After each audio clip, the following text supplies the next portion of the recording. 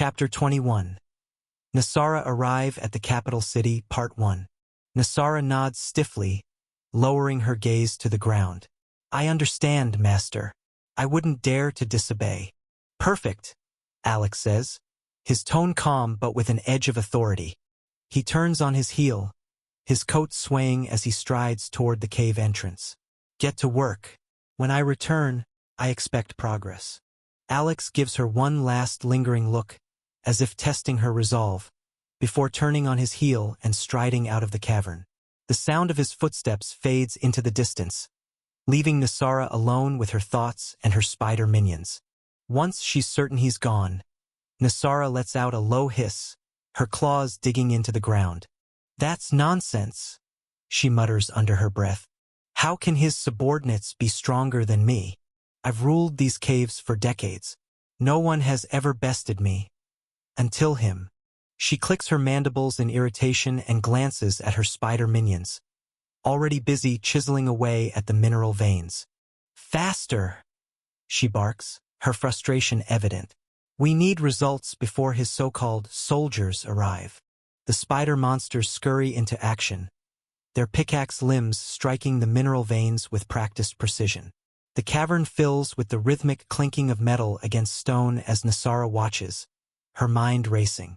She's not used to taking orders, and the thought of being reduced to a mere minor grates on her. But the memory of Alex's overwhelming power keeps her in check. For now. An hour passes, and the spiders have already amassed a small pile of gold and other valuable minerals. Nasara inspects their work, her crimson eyes narrowing as she calculates how much more they'll need to satisfy Alex's demands. But just as she's about to give new orders, she feels a faint disturbance in the air. Then, suddenly, the near-invisible thread Nasara had placed at the cave's entrance vibrates faintly, signaling an intruder. Her eyes narrow, and she straightens her posture, brushing dust off her chitinous arms. That must be the soldiers he mentioned, she murmurs, her voice low. Let's see what kind of fools he's sent to guard me.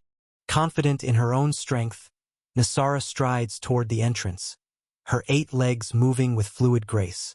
She prepares to greet the newcomers with the same arrogance she once wielded as the ruler of these caves. But as she rounds the corner and sees the figures standing at the entrance, her smirk fades, replaced by a deep, sinking feeling. 3 soldiers stand before her, each radiating an aura of power that makes her chitinous skin crawl. On the left is a kobold, its reptilian eyes gleaming with cunning and its lithe body coiled like a spring. On the right is a gnoll, its hulking frame bristling with muscle and its jagged teeth bared in a predatory grin. But it's the figure in the center that sends a shiver down Nasara's spine. A towering troglodyte, its scaly skin glistening with an unnatural sheen and its cold gaze fixed on her. Its scales shimmer faintly in the dim light, and its piercing yellow eyes seem to see straight through her. It wears armor that looks both ancient and deadly, and the aura it radiates is suffocating. A chilling reminder of the dread she felt when she first faced Alex. For a moment, Nasara can't speak. The weight of the troglodyte's presence presses down on her, and the confidence she had earlier crumbles. Even being referred to as a mere minor doesn't ignite her usual prideful anger. Instead, she bows her head slightly, her voice steady but submissive. Yes, I am. I've already mined some gold and other resources for him. The troglodyte steps forward, its piercing gaze locking onto Nasara. What about this? It says in a gravelly voice, gesturing to the pile of minerals behind her. You deliver this to the city yourself. His Majesty wishes to see you. Nasara blinks, startled. She hadn't expected such a request, and her mandibles twitch nervously. A question rises in her throat, but she quickly swallows it, wary of offending the intimidating creature before her. Noticing her hesitation, the troglodyte adds, It's simple. Follow the markings on the trees outside. They'll lead you directly to the city. You won't get lost. Understood. I'll leave immediately. The troglodyte nods curtly. Good. Don't waste time. His Majesty doesn't like delays. Nasara gives a shallow bow, her voice quiet but steady. I won't.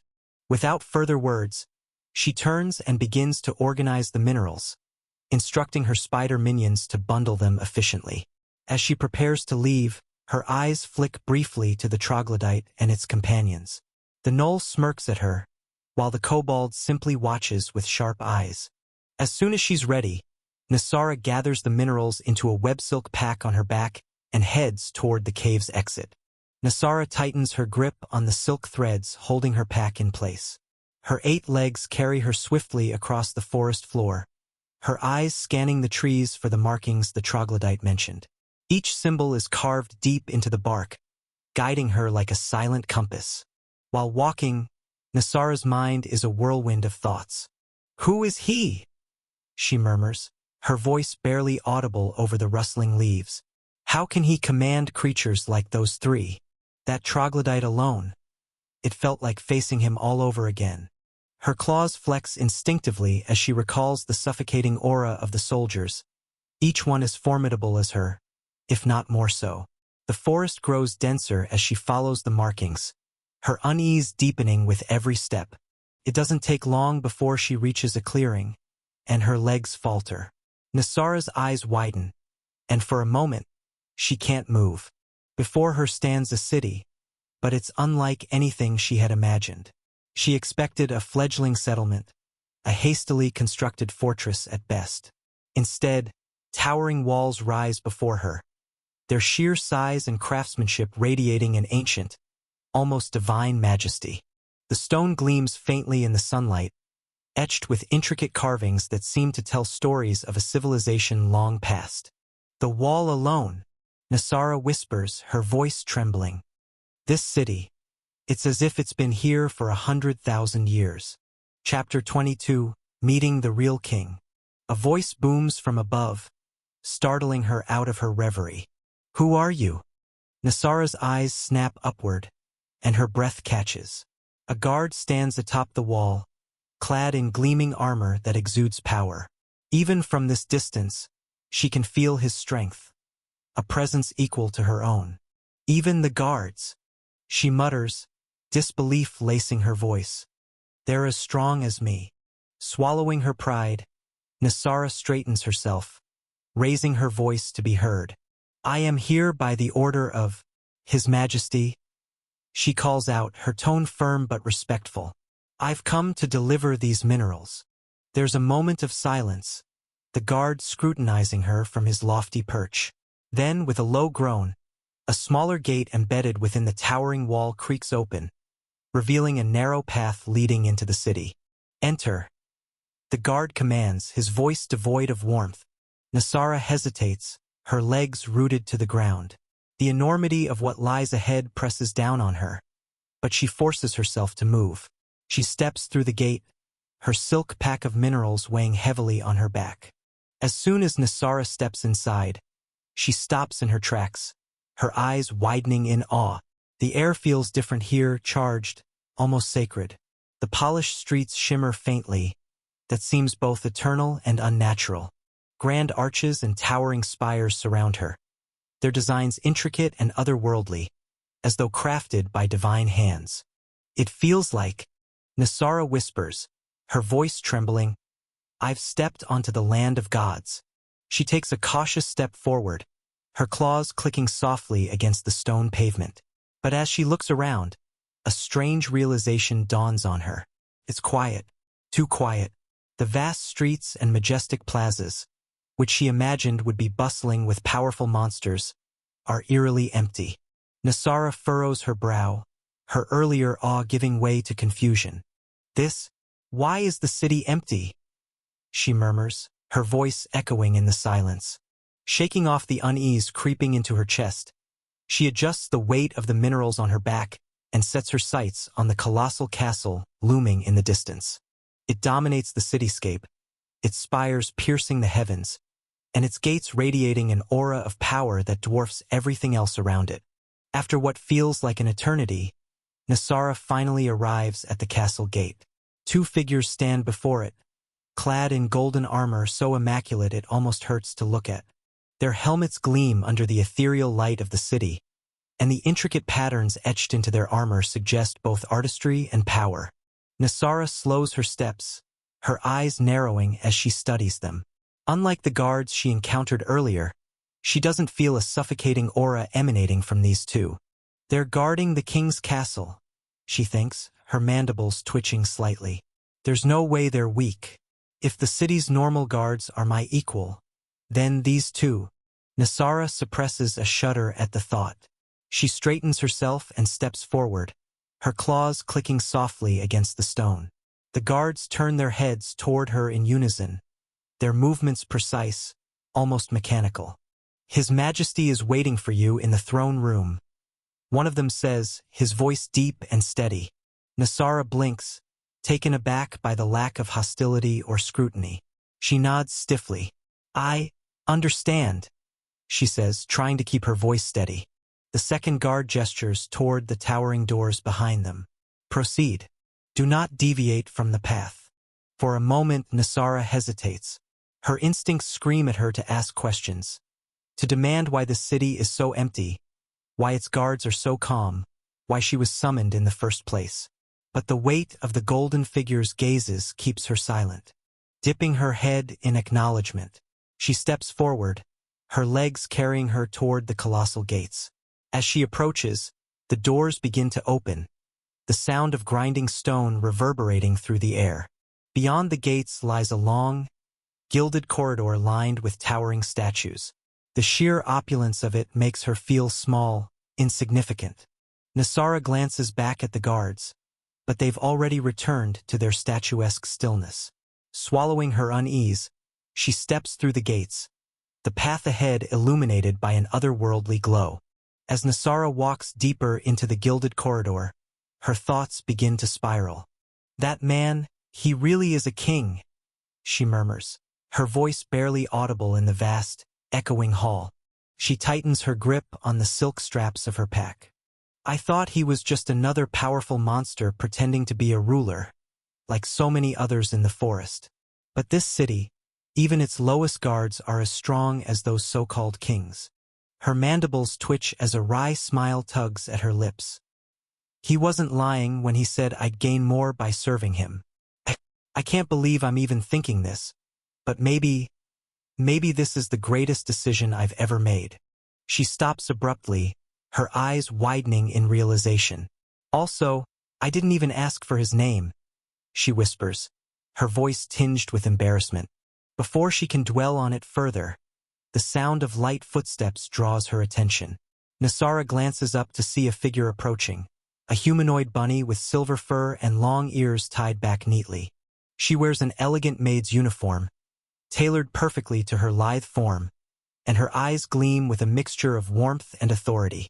Welcome, the bunny maid says, her voice smooth and polite. She dips into a slight bow, her ears twitching gracefully. I am the head maid, and I've been instructed to guide you to His Majesty's throne room. Nasara blinks, momentarily taken aback by the maid's appearance and composure. Oh, thank you, she stammers, regaining her posture. The maid straightens and offers a gentle smile.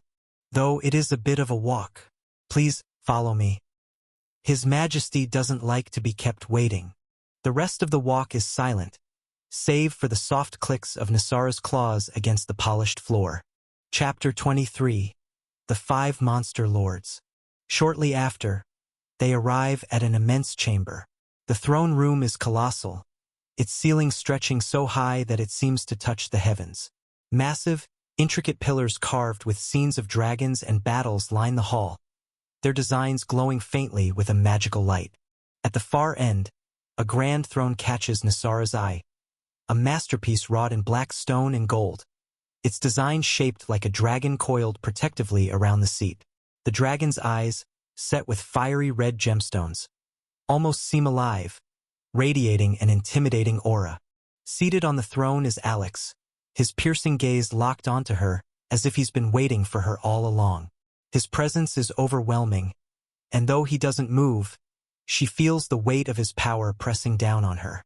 Nasara slows her steps, her earlier pride and defiance nowhere to be found. She kneels before him as soon as she is close enough, lowering her head. The resentment and arrogance she once felt toward him have been completely stripped away. In this moment, she only wants to earn his favor. "Your Majesty," she begins, her voice steady but laced with deference. She unfastens the silk pack from her back and places it before her. "This is all the minerals we mined. I offer them to you as promised." She doesn't dare call him master now.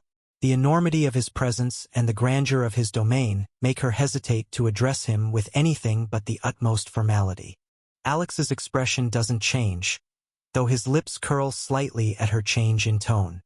He leans forward slightly, resting his chin on his hand as he surveys the offering before him. He says, his voice calm but carrying an edge of amusement. "That's quite a lot, considering how little time has passed. You've exceeded my expectations, Nosara." Nosara glances up briefly, her crimson eyes flicking to his face before lowering again. I only did what you asked, Your Majesty. It is an honor to serve you." Alex studies her for a moment, his gaze sharp enough to cut through steel. He's not surprised by her shift in attitude. He expected it. The power and order of his city, along with the sheer disparity in strength, were enough to break even the most stubborn hearts. "Very well," Alex says, leaning back in his throne. Alex taps a finger on the armrest of his throne. "This is not the only reason I summoned you here," he says, his tone steady but laced with intrigue. Nosara straightens slightly, curiosity flickering in her crimson eyes. "What is it, Your Majesty?" "It will be my pleasure to be of use," she replies earnestly, her voice unwavering. Alex narrows his gaze slightly. "I've heard you mention there are other monsters like you in the forest. Tell me about them." Nosara nods, folding her claws neatly in front of her. "Yes, Your Majesty. There are 5 in total, including myself. Each of them claims a portion of the forest as their territory." Alex leans forward slightly, his interest piqued. "Oh, that's interesting," he muses. "Are they as strong as you?" Nosara hesitates, her mandibles twitching faintly as she thinks. "I only know for certain that at least 3 of them are as strong as me. But the other 2... She pauses, her brow furrowing. "I don't have much of a clue about their strength." "And what about the strongest?" Alex asks, his voice calm but probing. "Surely, you must know who stands above the rest." Nosara's expression darkens slightly, a hint of unease creeping into her voice. "There is one. His name is Tolga. He is the strongest among us, or so I've heard. But I don't know much about him." Alex raises an eyebrow. "Why not? Does he not have a territory like the others?" Nosara shakes her head. "No, Your Majesty. Unlike the rest of us, who have subordinates and fixed territories, Tolga's location is always unknown. He moves through the forest like a shadow, and no one dares to challenge him." Alex leans back in his throne, he raises his right hand into the air. A faint shimmer ripples through the space above his palm, and a small rift opens, glowing with an eerie, otherworldly light. From it, he pulls out a rolled map and an elegant pen. "I want you to mark the locations of these monsters," he says. He unfurls the map, revealing a detailed layout of the forest. He tosses it toward Nosara, and it lands lightly on the ground in front of her. Nosara's eyes widen as she watches the rift vanish as quickly as it appeared. Her gaze flickers to the map and pen now lying before her, then back to Alex. She doesn't dare ask how he did it, though the question burns in her mind. Instead, she swallows her surprise and nods. "Of course, Your Majesty," she says, her voice steady despite her curiosity. Carefully, she picks up the map and the pen, unrolling the parchment to reveal its intricate details. The forest is laid out with precision, every river, clearing, and dense thicket marked. "This is my territory," she begins, drawing a small circle with the pen. To the northwest, near the cliffs, is another monster's domain. His name is Dargan. He's as strong as me and commands a swarm of rock monster. She marks the spot, then moves her finger slightly east. Here, in the marshlands, is Veltha. She's a water serpent and controls the creatures of the swamp. She's strong, but I believe I could match her if needed. Alex watches her closely, his expression unreadable as she continues.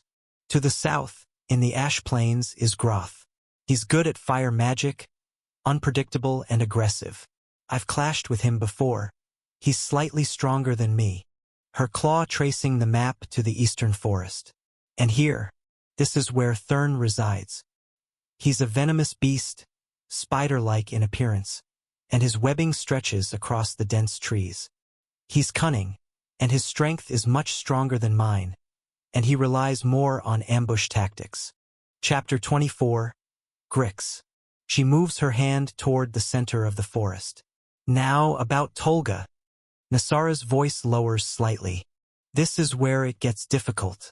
I've heard rumors he roams around here, but no one knows for sure. He doesn't stay in one place for long, and anyone who tries to track him either vanishes or comes back empty-handed. Nosara circles a broad area in the center of the map. This is the best I can do for him. He's like a ghost in the forest. Nosara takes a deep breath as she finishes marking the locations, her claw hovering over the map. She looks up at Alex and hands the map back to him carefully. "Here, Your Majesty," she says. "This is all I know." Alex takes the map, his crimson eyes scanning it briefly before rolling it up. He leans back in his throne, a thoughtful expression crossing his face. Nosara ventures hesitantly, her voice quieter now. "Are you planning something?" Alex glances at her, a faint smirk tugging at his lips. "I am. If I want to make this forest mine, I need every creature in it to submit to me, voluntarily or otherwise." Nosara blinks, her eyes widening slightly. "You plan to conquer the entire forest?" "Yes," Alex replies smoothly. "We'll start with the strongest. Once they fall, the others will have no choice but to yield." Nosara nods slowly, her mind racing as she imagines the scale of his plans. The thought of him subjugating monsters as strong as Tolga seems both daunting and inevitable. Alex studies her for a moment, then leans forward slightly, his tone shifting to something more casual. "What about you? Have you considered living here in the city instead of that cave?" Nosara's crimson eyes widen in surprise. "What? Really? I could live here." "Yes," Alex says with a faint smile. "There are plenty of houses here, as you've no doubt noticed. You can choose any unclaimed one in the city." Nosara's gaze flickers with excitement, though she quickly tamps it down. She had seen the empty houses, especially the ones near the palace, with their grand designs and prime locations. Her mandibles twitch slightly as she tries to contain her enthusiasm. Alex notices her reaction immediately. "But," he adds, raising a finger, "the properties in Valyrian Heights, the noble district, are off limits. They already have owners." Nosara's excitement dims slightly, but she nods quickly. "I understand, Your Majesty. Anywhere else is more than generous." "Good," Alex says, leaning back again. "You can make your choice today if you wish." After Nosara leaves, Alex sits on his throne, unrolling the map she marked. His crimson eyes narrow as they settle on the territory of Thurn. The spider-like monster's domain sprawls across the dense eastern forest, marked by webbed paths and venomous traps.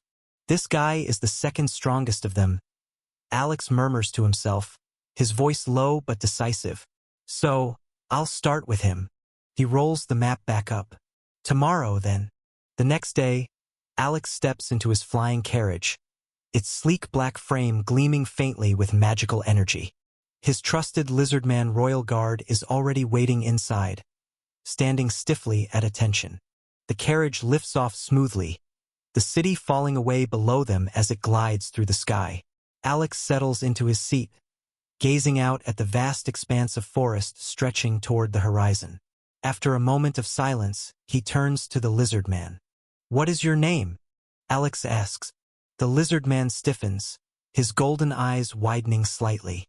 For a moment, he seems unsure if he heard correctly. "Am my name Your Majesty?" "Yes," Alex replies, his tone firm but not unkind. "You've served me well. I'd like to know who I'm addressing." The lizardman's chest swells with pride. Being asked his name by the king himself feels like the greatest honor. He bows his head slightly, his gravelly voice steady despite his excitement. Your Majesty, my name is Grix. It is an honor to serve you. Alex nods. Grix, a strong name. You've proven yourself reliable. Let's see if you can continue to meet my expectations today. Yes, Your Majesty, Grix replies, his voice filled with determination. I will not fail you. Alex leans back in his seat, a faint smile playing at the corners of his lips. Good. We'll need your strength where we're going.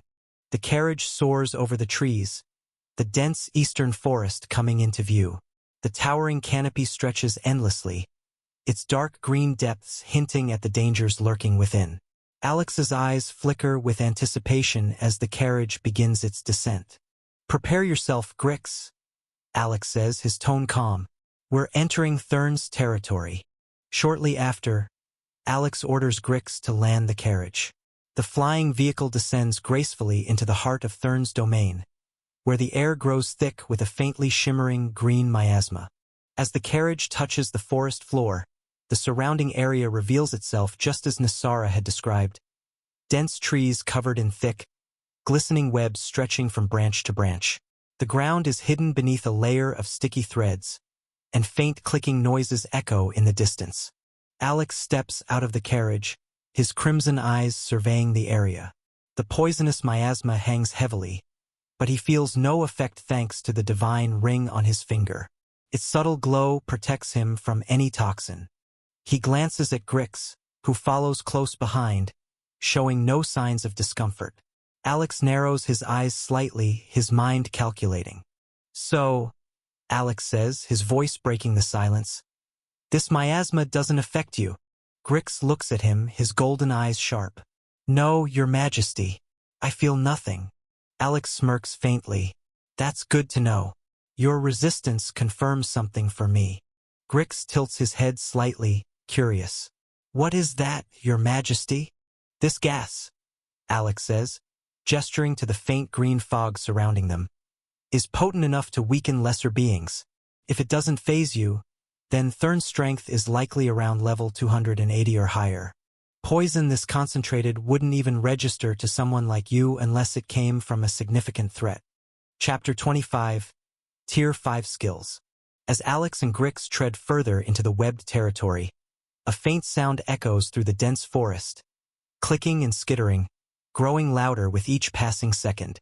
Something's coming, Alex says calmly, his crimson eyes darting in the direction of the noise.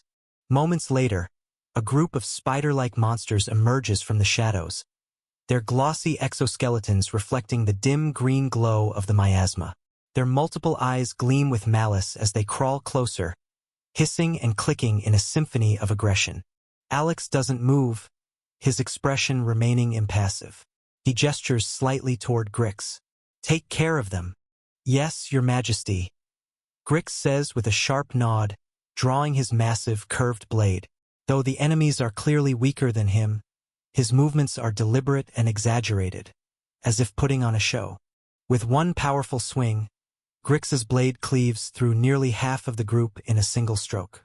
The force of his attack sends a gust of wind rippling through the miasma, scattering the lifeless spider monsters to the ground.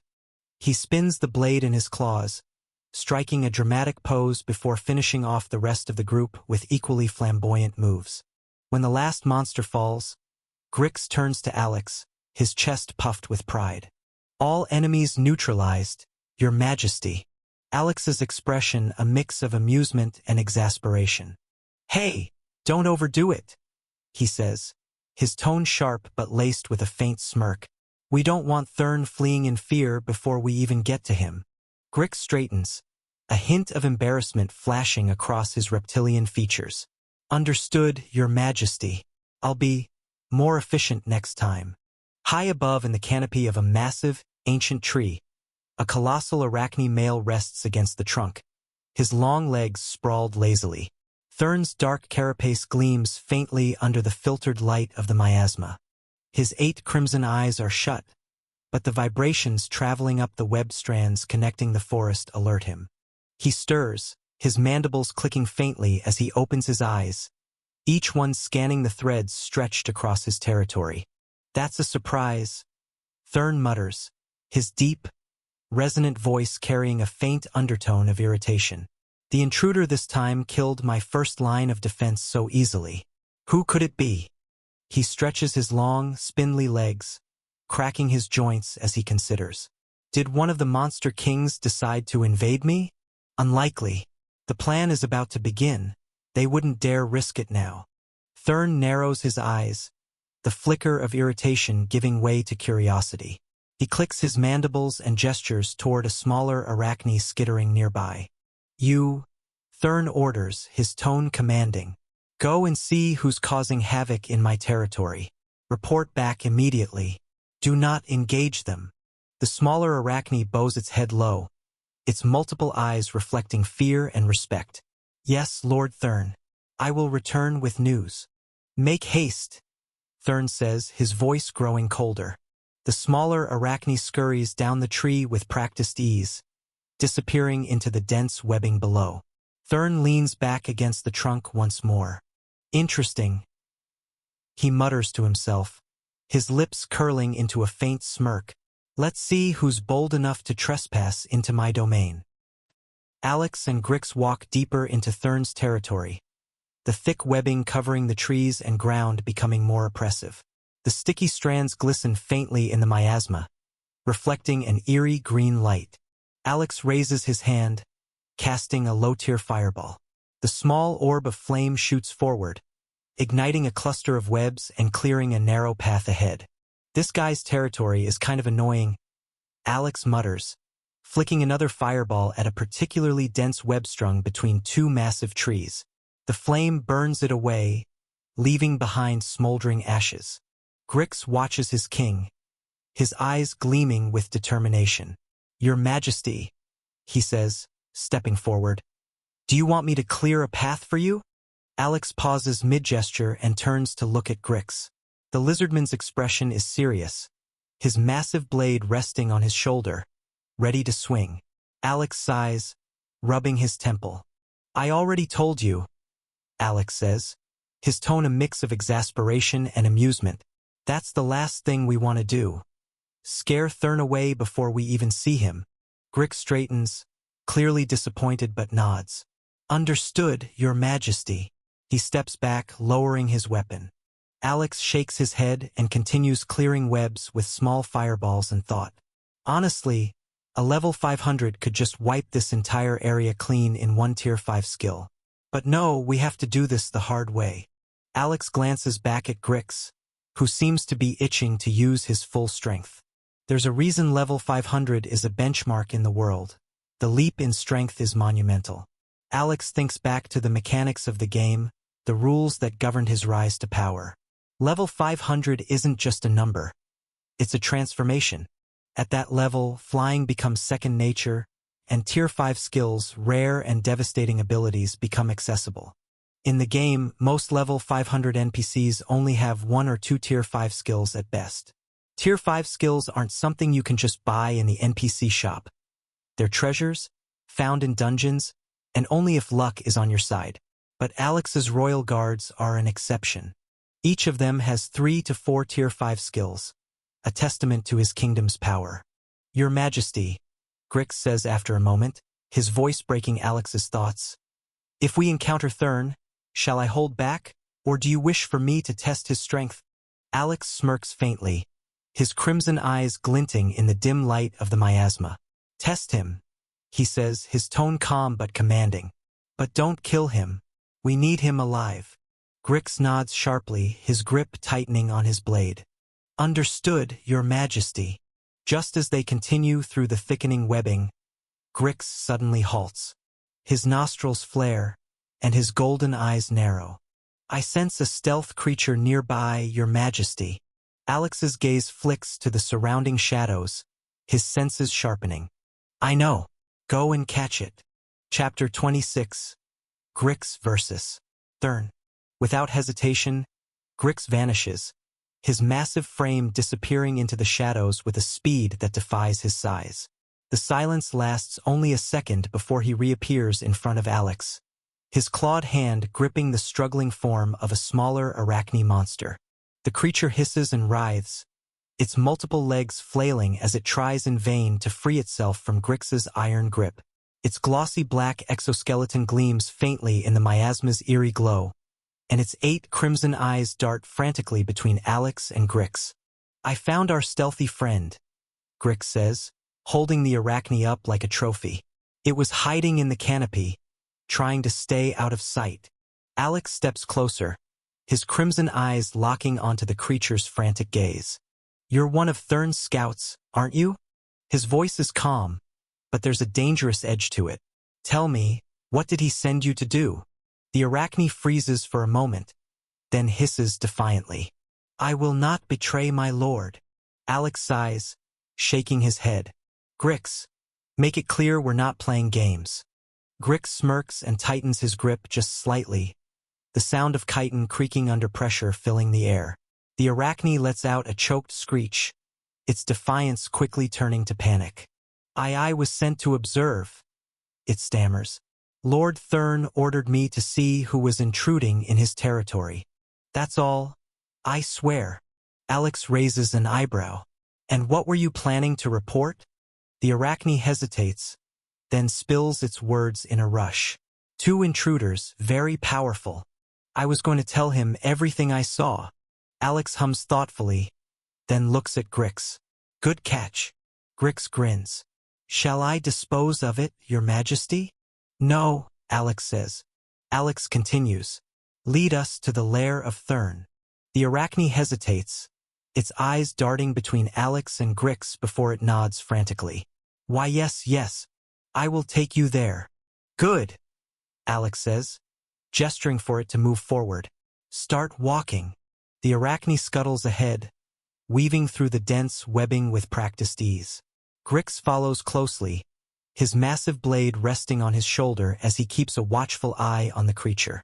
Alex walks behind them, his steps calm and deliberate, his mind already piecing together the next steps. After some time, the 3 arrive at a large clearing dominated by an enormous cocoon-shaped structure. The webbed fortress looms high, its silken walls glistening faintly under the dim, sickly green glow of the miasma. The entire area is eerily silent, with no sign of movement or life. Alex stops, his sharp gaze scanning the lair. "Too quiet," he mutters under his breath. Just as he turns to question the arachne, the creature lets out a shrill screech. "Poison bomb." Grix growls, tossing the remains of the creature aside as the smoke envelopes them. His eyes gleam as he raises his blade, the edge glinting faintly in the dim light. Cheap trick. A shadow moves within the smoke, fast and deliberate.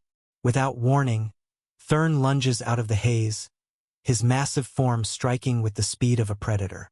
His long, spindly legs aim for Alex in a vicious, stabbing motion. Before the attack can land, Grix steps between them, his blade slamming against Thurn's legs with a deafening clang. The force of the clash sends ripples through the smoke, momentarily parting it. "Not even a hello?" Alex says, his voice calm but dripping with sarcasm as he watches from behind Grix. Thurn clicks his mandibles, retreating a few steps as the smoke begins to clear. His 8 crimson eyes lock onto Alex, glowing with malice. "You dare invade my domain and demand courtesy?" he hisses, his voice a deep, resonant snarl. Grix bares his teeth, his tail flicking with irritation. "How dare an insect speak so presumptuously to his majesty?" he growls, his grip tightening on his sword. Before Alex can respond, Grix swings his massive blade in a wide arc. This time, the swing carries a little more force, fueled by his anger. The sheer power of the strike sends a shockwave rippling through the air, catching Thurn squarely and hurling him backward like a bolt of lightning. Thurn crashes into the side of his webbed fortress with a sickening crack, the impact sending tremors through the entire structure. He slumps to the ground momentarily, his legs splayed awkwardly, before shakily rising again. His crimson eyes blaze with fury, venom dripping from his mandibles as he hisses in rage. Grix scratches the back of his head, his expression suddenly sheepish as he looks back at Alex. Sorry, Your Majesty. I lost control of my anger. Alex sighs, pinching the bridge of his nose as he steps forward. That's all right. He's not dead, Alex says, his tone calm but tinged with amusement. But you've definitely pissed him off. Thurn lets out a guttural snarl, his massive form shaking with rage. He slams his front legs into the ground, cracking the earth beneath him. You dare strike me with such insolence? He roars, his voice echoing through the clearing. I will make you suffer for this. Thurn lunges forward again, this time with unrestrained fury, his movements wild and erratic. His long legs stab and slash at the air as he barrels toward Grix and Alex, the venom on his fangs glinting ominously. Grix steps forward with a wide grin, his massive blade rising to meet Thurn's charge. The sound of steel clashing against chitin reverberates through the clearing as Grix expertly parries the wild strikes. In the middle of the fray, Alex's voice echoes in Grix's mind, calm yet firm. Grix, I will remind you again, do not kill him. We need him alive. Grix responds telepathically, his tone tinged with annoyance but obedient. Understood, Your Majesty. I'll keep it to Tier 2 skills. Thurn snarls, his legs striking with rapid precision, but Grix sidesteps each blow effortlessly. With a deliberate move, Grix counters, his blade glowing faintly as he activates a Tier 2 skill. Cleave Strike. The controlled attack sends a precise wave of force slicing through the air, slamming into Thurn's side and forcing him to stumble back, but leaving no fatal wounds. Chapter 27. Tier 5 Skill in Action. Thurn screeches in frustration, his massive body shaking as he tries to regain his footing. Is that all you've got? Grix taunts, twirling his blade lazily. Thurn's 8 crimson eyes narrow, venom dripping from his fangs as he lunges again, this time with more focus. Grix blocks easily, deflecting the blows without breaking a sweat. He steps forward, spinning his blade in a controlled arc, activating Blade Rush, a quick, non-lethal skill that sends a flurry of strikes toward Thurn's legs. The blows connect, forcing Thurn to retreat further, his movements becoming more sluggish. Still think you can make me suffer? Grix smirks, his voice dripping with mockery. Thurn's mandibles clatter angrily as he glares at Grix. You're holding back, he hisses, his voice filled with venomous fury. Why? Do you mock me? Grix chuckles darkly. Mock you? You're not worth my full power, bug. Be grateful I'm sparing you. Grix nods slightly, dodging another of Thurn's lunges with ease. Your Majesty wants you alive, he says aloud, his tone mocking. But don't worry, this is still fun for me. Thurn lets out a guttural roar, his form shaking with barely contained rage. His movements grow more erratic, his strikes less coordinated as he begins to succumb to exhaustion. Grix, still using only Tier 2 skills, easily counters each attack, wearing him down bit by bit. Thurn snarls, his mandibles clashing together as venom drips to the ground, hissing upon impact. Don't underestimate me, he roars, his body trembling with anger. Without warning, his 8 legs stab into the ground, and his body glows faintly green. Venom spikes, he bellows. Spikes of hardened venom erupt from the ground, aiming directly for Grix. Each spike glistens with deadly poison, their tips razor-sharp. Grix doesn't flinch. Instead, he steps aside with casual grace, dodging the onslaught with precise, fluid movements. His golden eyes gleam with amusement as he sidesteps each spike effortlessly, his blade never once leaving his shoulder. Use all your skills now before it's too late? Grix taunts, his smirk widening. Thurn growls, his crimson eyes narrowing. He rears back, his mandibles opening wide as a green mist begins to swirl around him. Venom Cloud, he hisses, unleashing a toxic fog that spreads rapidly, filling the air with a deadly miasma.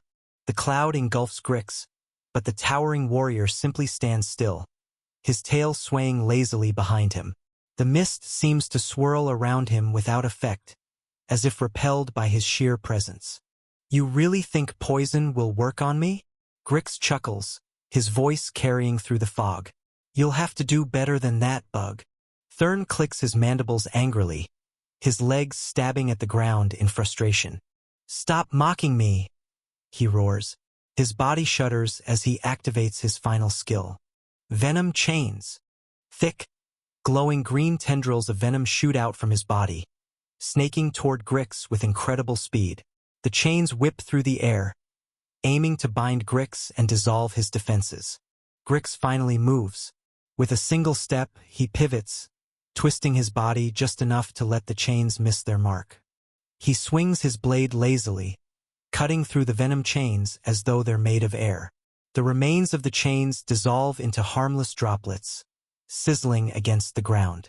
Thurn stumbles back, his breath ragged, venom pooling beneath his trembling legs. His crimson eyes dart toward Grix, filled with desperation and fury. Grix smirks, rolling his shoulders as though warming up. Face it, Thurn, Grix says, his voice dripping with disdain. You're out of tricks. From behind, Alex observes in silence, his crimson eyes thoughtful. Thurn's desperation is exactly what he wanted. Breaking his spirit now would make him easier to control later. Through telepathy, Alex's calm voice echoes in Grix's mind. End it, Grix. Use a Tier 5 skill. Make sure it doesn't kill him, but scare the soul out of him. Grix's smirk fades, replaced by a sharp grin that radiates menace. Understood, Your Majesty, he replies telepathically, his voice tinged with excitement. Grix steps forward, his massive blade glowing ominously as he lifts it high. A low hum fills the air, the ground trembling under the sheer pressure of his energy. The trees surrounding them begin to sway violently as the atmosphere grows heavy. Thurn's eyes widen in fear, his mandibles clattering. What are you doing? He stammers, his voice trembling. You wanted my full power, Grix says, his voice low and menacing. Here it is. With a deafening roar, Grix activates his Tier 5 skill, Oblivion Cleave. He swings his blade downward in a devastating arc, unleashing an enormous wave of energy. The ground shatters beneath the force, a blinding light exploding outward as the wave cuts through the air. The impact is catastrophic. The surrounding forest disintegrates into nothingness, trees reduce to ash and dust as the energy tears through the landscape. A shockwave ripples outward, uprooting anything that dares stand in its path. When the light fades, the battlefield is unrecognizable. The forest is gone, replaced by a barren wasteland of scorched earth and debris. Thurn lies on the ground, his legs sprawled awkwardly as he trembles. His exoskeleton is cracked in places, venom oozing from his wounds. Despite his injuries, he is still alive, barely. Grix lowers his blade, his golden eyes glowing faintly as he exhales slowly. He turns to Alex, a satisfied grin on his face. Didn't aim for him, Your Majesty. He's alive, just like you wanted. Alex steps forward, his gaze fixed on Thurn. The once proud Arachne Lord is now a trembling, broken figure, his crimson eyes filled with terror. Still think you can challenge us? Alex asks, his voice calm but cold. Thurn struggles to speak, his voice barely above a whisper. How are you this strong? Alex crouches beside him, his crimson eyes locking onto Thurn's. This was just a fraction of our power, he says softly, his tone laced with menace. Now, do you understand why resistance is pointless? Thurn shudders, his mandibles twitching. I yield. Please, help me, he whispers, his voice filled with despair. Chapter 28, Veltha. Alex tilts his head slightly, pretending not to hear. His crimson eyes gleam with amusement as he leans in just a little closer. What was that? He asks, his tone smooth and mocking. I can't hear you. Thurn's broken body trembles, his wounds searing with pain. Every breath feels like fire in his lungs, his limbs barely responding. But he knows this is his only chance. If he hesitates, he will die. With all the strength he can muster, He forces his mandibles to move. His voice is weak, pitiful, but the words escape. "Please, save me," he begs, his pride shattered. Alex watches him for a moment, expression unreadable. Then, slowly, his lips curl into a smile. Cold, knowing, victorious. "Should have said that earlier," he muses, standing up. "You're about to die." Thurn lets out a faint, choked noise, too weak to protest. Without breaking eye contact, Alex reaches into his inventory with a flick of his fingers. A faint shimmer appears in his palm as a medium-grade healing potion materializes. The glass vial is filled with a swirling, golden liquid, radiating a faint warmth. He kneels once more, lifting Thurn's head slightly with one hand. "Lucky for you," Alex murmurs, bringing the vial to his lips. "I don't let useful things die so easily." He tilts the potion forward, forcing Thurn to drink. The liquid glides down his throat, and almost instantly, the wounds across his body begin to mend. Cracked exoskeleton sealing, torn muscles repairing. A deep, shuddering breath escapes Thurn as relief washes over him. Thurn lies still for a moment, his breathing ragged but steady. The pain that once racked his body is gone, replaced by a lingering exhaustion. He flexes his limbs, testing his strength, and to his astonishment, he finds himself fully restored. Alex stands over him, arms crossed, watching with quiet amusement as Thurn realizes the extent of his recovery. The crimson-eyed ruler tilts his head slightly, then speaks, his voice smooth but carrying an undeniable weight.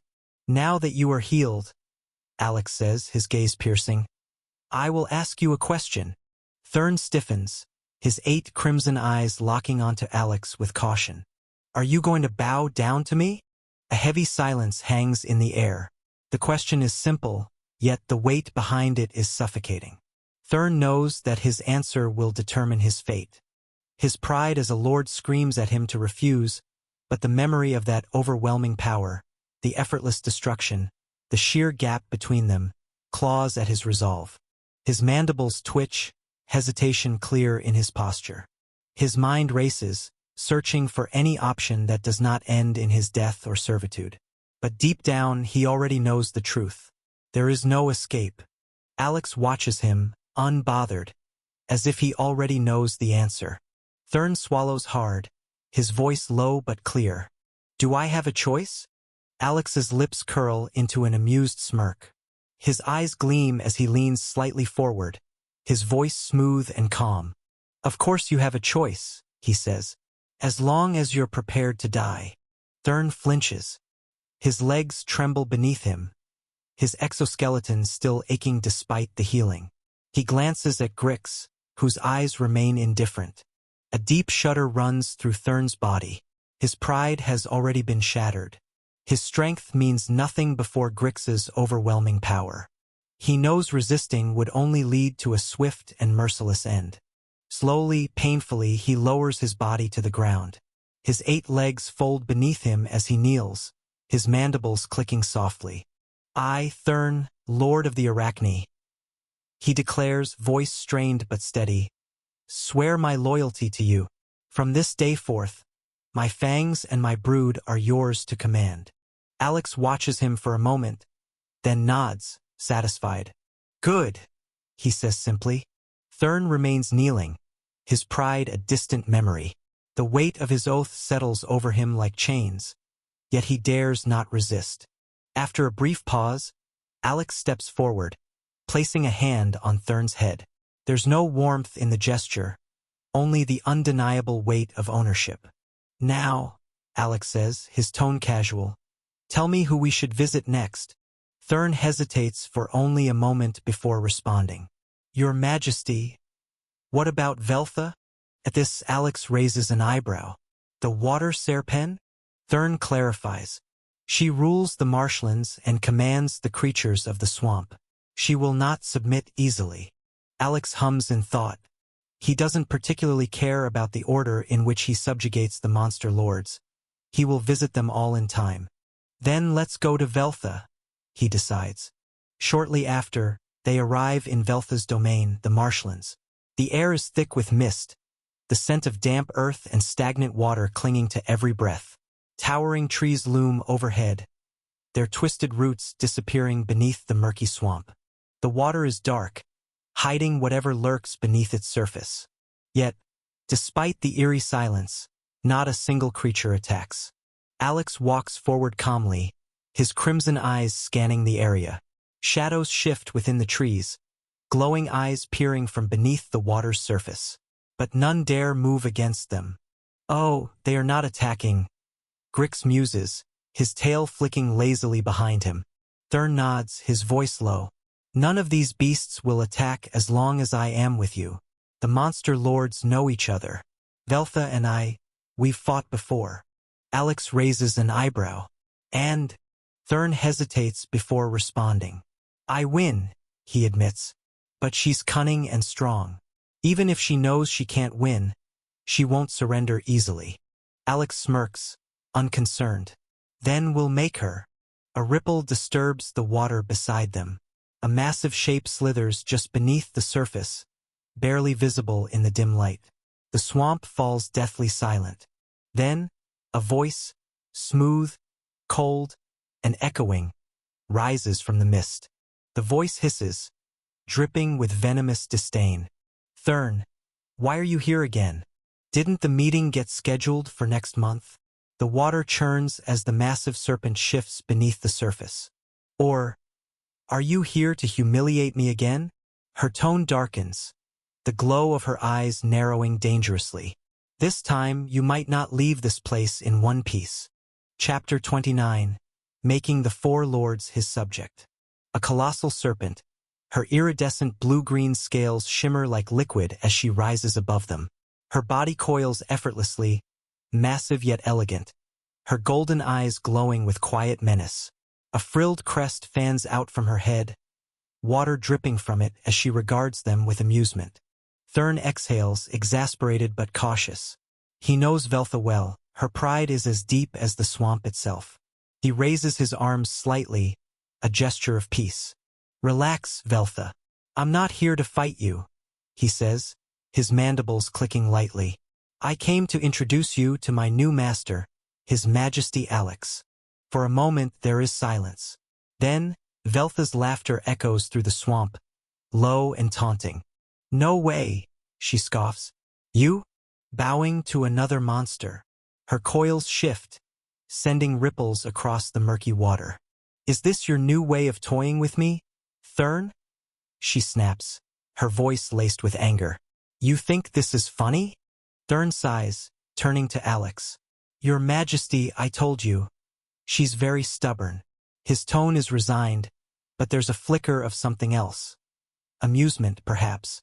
Then he adds, what about making her suffer a little? Just don't overdo it. Alex doesn't respond immediately. Instead, he turns his gaze to Grix. The lizard man grins, sharp teeth glinting in the dim light.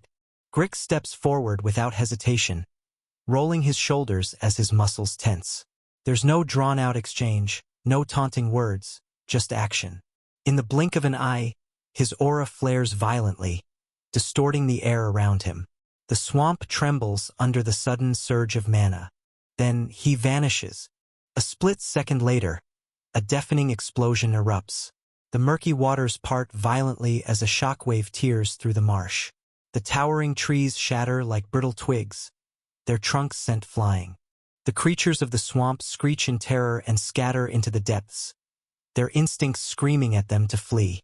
Veltha barely has time to react before the full force of a Grix's fist crashes into her. A massive, clawed fist slams into her coiled body, the impact sending her colossal form hurtling through the swamp.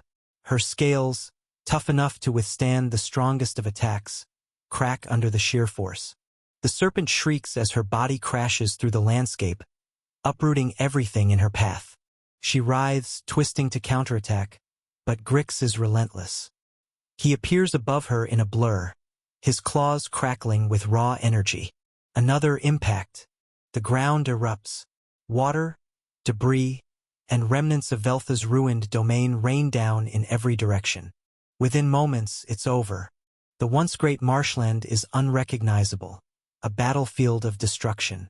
The trees are gone, the swamp reduced to a gaping crater.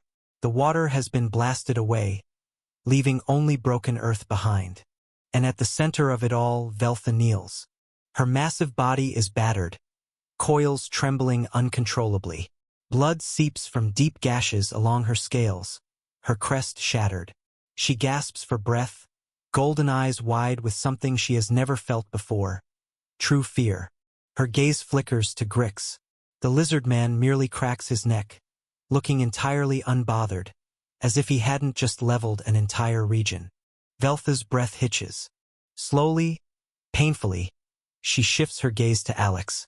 The crimson-eyed ruler stands before her, expression unreadable, his arms crossed in silent expectation.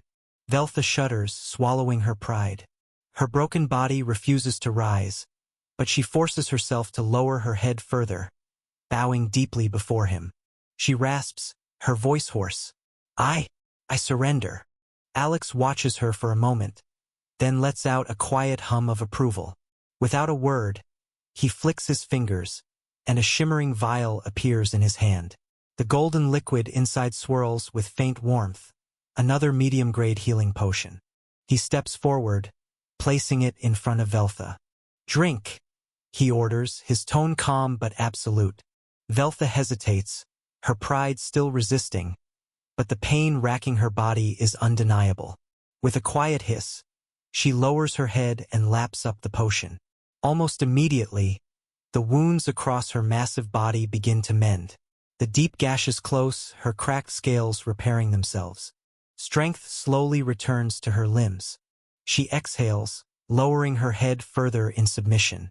Without wasting any more time, Alex turns, his eyes flickering with cold amusement. "Next, we move to Groth," he announces. Thurn and Veltha exchange wary glances. The air here is thick with heat, the sky hazy with rising embers. Blackened earth stretches for miles, rivers of molten lava snaking through jagged terrain. In the distance, a fortress of obsidian looms, its spires glowing faintly with the pulsing heat of the land itself. At the heart of the ash plains, atop a cracked plateau surrounded by flowing lava, stands Groth, his hunched form draped in layers of soot-stained robes. His gnarled staff, carved from obsidian, pulses with embers of dormant fire magic. Though his body is frail, his eyes burn with wisdom and raw power. As Alex and his entourage approach, Groth's gaze flickers from Thurn to Veltha, both once proud lords now standing subdued beside their new ruler. The mighty Arachne lord, silent and obedient. The water serpent, eyes downcast. For a long moment, Groth says nothing. Then, without hesitation, he kneels. "I see," Groth murmurs, his voice like crackling embers. No words are needed. Thurn exhales, relieved that this time there will be no battle. Veltha, however, remains rigid, still processing how quickly Groth submitted. Alex watches him, arms crossed.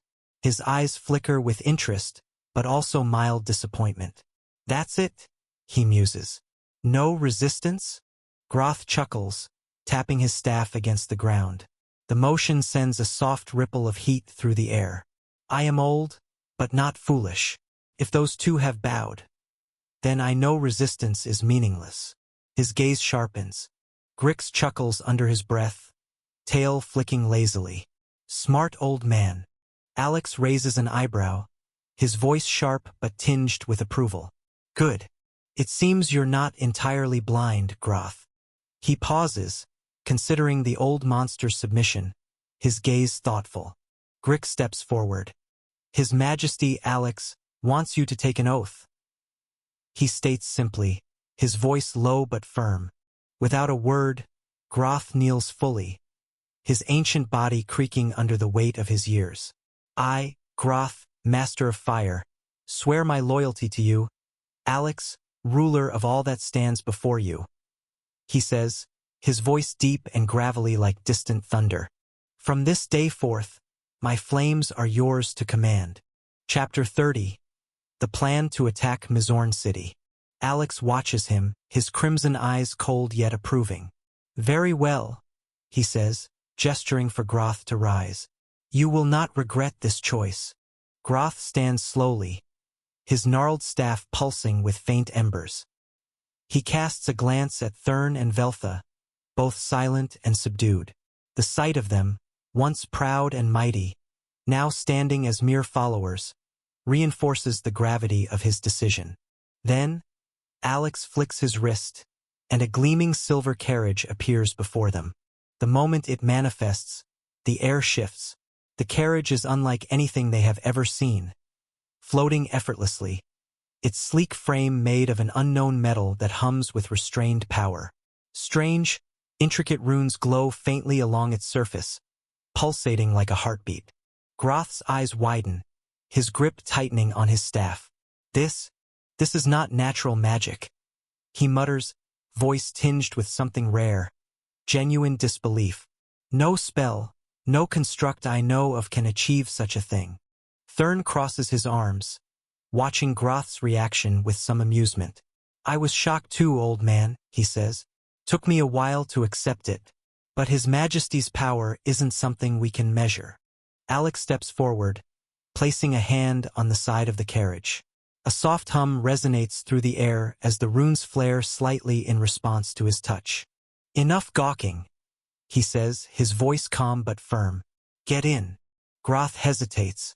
I may be old, but I am not feeble-minded. He mutters, still processing the sheer impossibility of the construct. He steps forward nonetheless, his curiosity outweighing his apprehension. The journey is swift, unnaturally so. It isn't long before the horizon shifts again, this time revealing something none of them are prepared for. The city unfolds beneath them like something out of legend. Veltha's breath catches in her throat. This is not possible. Thurn leans forward, mandibles clicking in stunned silence. He struggles to comprehend what he's seeing. Wow! If someone told me this is a domain of a god, I will believe them. Groth, for the first time in centuries, is completely speechless. His fingers tremble against his staff as he gazes down at the sprawling metropolis. How could something like this exist here in the forest, without us knowing? Alex, seated comfortably, watches their reactions with mild amusement. It doesn't just exist, he says coolly. It belongs to me. As they descend toward the central plaza, the true weight of their reality sets in. The city isn't just enormous. It's filled with power. Below them, figures move with disciplined precision. The city's guards stand in formation, their armor gleaming under the strange, ambient glow of the metropolis. Each one radiates strength, without a doubt, just as strong as the three former lords, if not stronger. Thurn stiffens. This can't be right, he mutters. They're as strong as us. Veltha's coils tighten, unease rippling through her massive frame. No, she corrects, her voice low. Some of them are stronger. Thorn's expression darkens. Impossible. He breathes, but deep down, he knows what he's seeing is real. These aren't ordinary soldiers. Alex steps out first, descending gracefully onto the smooth, polished ground. The moment he does, the guards all kneel, a synchronized display of absolute obedience. He turns back to the three. Welcome to my kingdom, Alex says, his crimson gaze gleaming with cold amusement, and to the new order of this world. The meeting room is vast yet minimalistic, its dark stone walls lined with faintly glowing runes. A large circular table sits at the center, its polished surface reflecting the flickering light of arcane lamps. Alex sits at the head of the table, his fingers interlocked as he surveys the four figures before him. Nosara, Thurn, Veltha, and Groth. His voice is calm, yet carries an edge of authority. I heard you had a plan, he says, his crimson gaze flicking between them. What is it? Groth, the eldest among them, leans slightly on his gnarled staff, his ember-like eyes glinting with calculation. Your Majesty, he begins, his voice rough like crackling fire. The plan is to attack Mizorn City. Alex raises an eyebrow, unimpressed. Whose plan? It's Tolga's plan, Groth admits. At the mention of the name, Alex tilts his head slightly. Tolga, he repeats as if testing the name on his tongue. Then his gaze sharpens. Does any of you know where this Tolga is? The four exchange glances. No, Turnmutters. Before the silence drags, Nasara speaks up. But we do have a meeting scheduled next month, Your Highness, she says, her golden eyes steady. Tolga will come. Alex glances at her. Next month? He echoes. She nods. Yes. A moment passes before Alex leans back slightly. That's 4 days, he muses. His fingers drum lightly against the table. I suppose I can wait. Alex lets the silence linger for a moment, then leans forward, resting his elbows on the table. His crimson eyes flicker as he studies the four before him. So, he says evenly, just like I asked Nasara, do you want to live in the city? He gestures subtly toward Nasara. She's already brought all her Arachne subordinates here. His gaze sweeps over them, waiting. Groth doesn't hesitate. He slams his staff against the floor with a loud thud and bows his head. I will, Your Majesty, without a doubt. Thurn exhales sharply through his mandibles, glancing at Nasara, then back at Alex. It'd be foolish not to, he mutters. Then, more firmly, I'll bring my people here. Veltha coils slightly, her eyes narrowing as she processes the offer. After a moment, she flicks her tail against the ground, her voice steady. I'll come as well. Alex nods, as if he expected nothing less. Good. The four bow their heads in unison. As the four leave the chamber, Alex leans back in his chair, exhaling softly. Once the room falls silent, Alex lifts his hand and calls forth his status screen.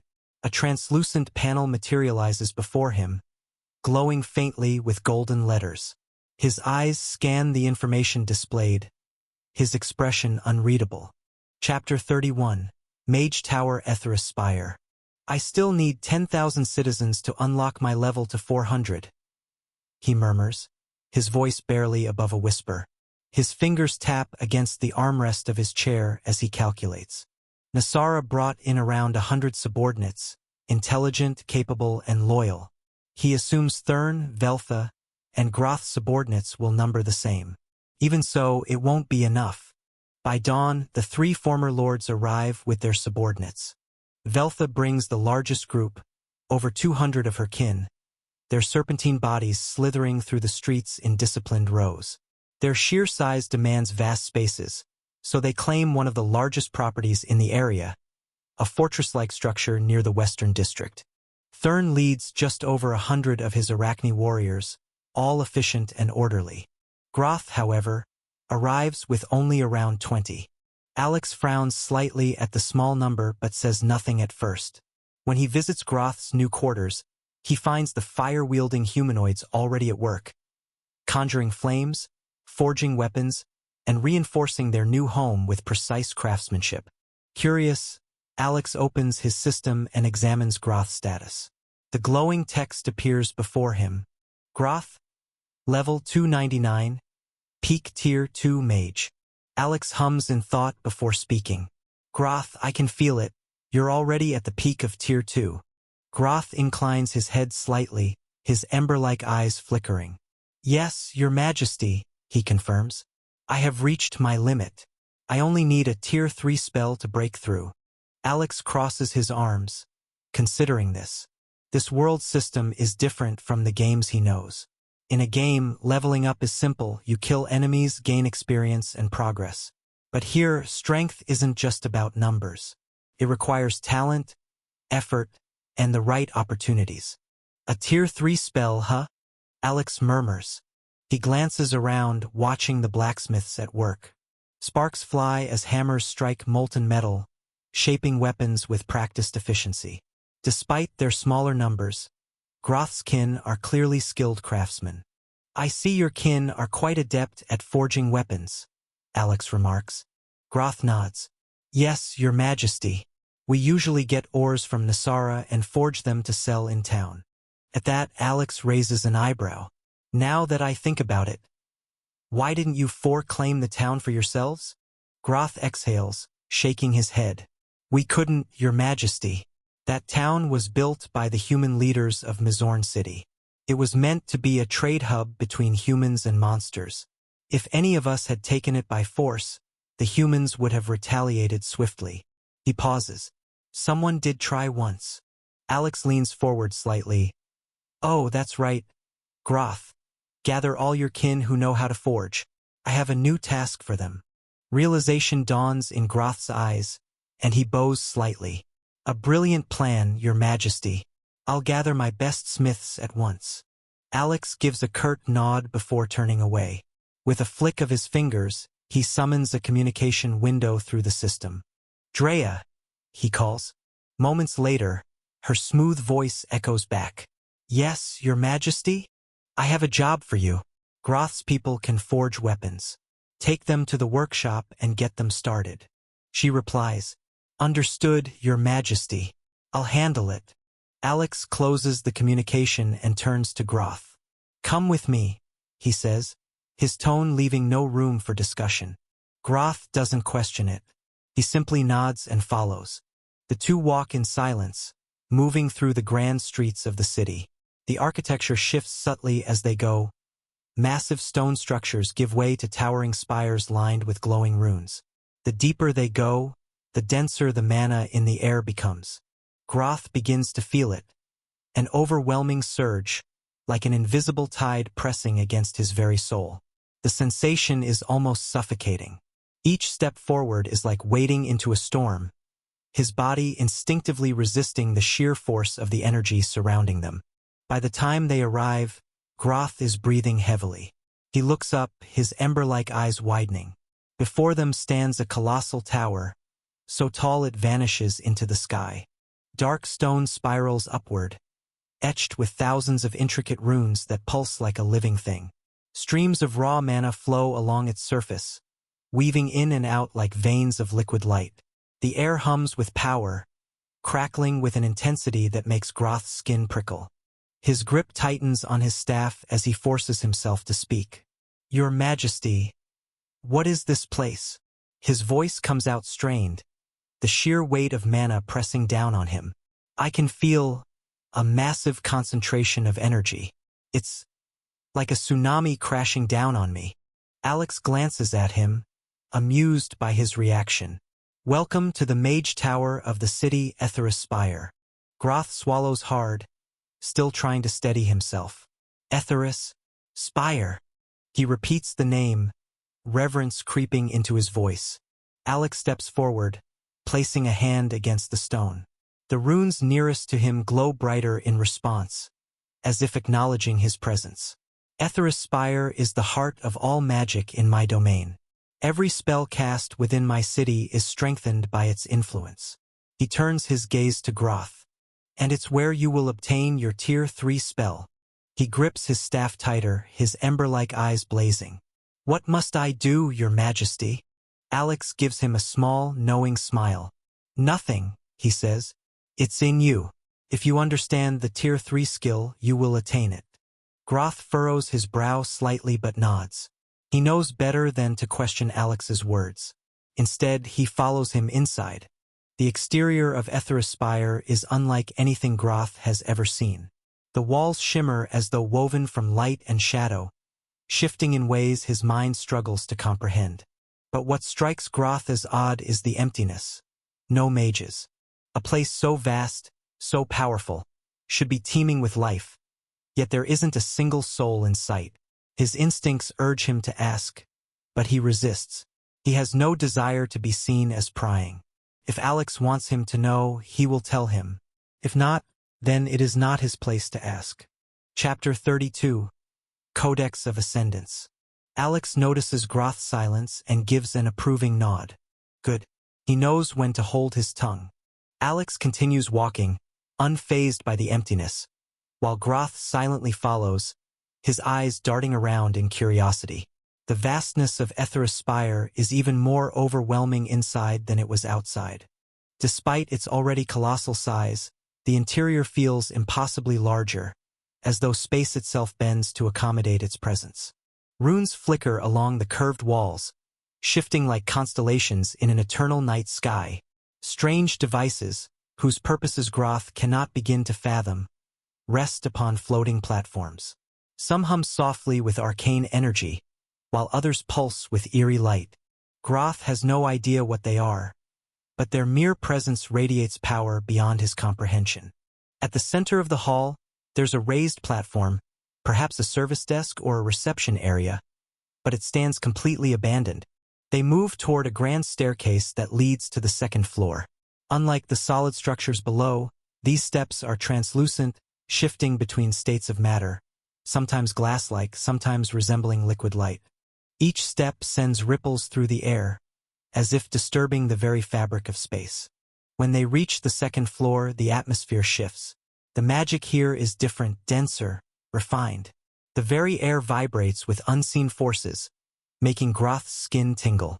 And at the center of the chamber, floating in perfect stillness, is a glowing orb.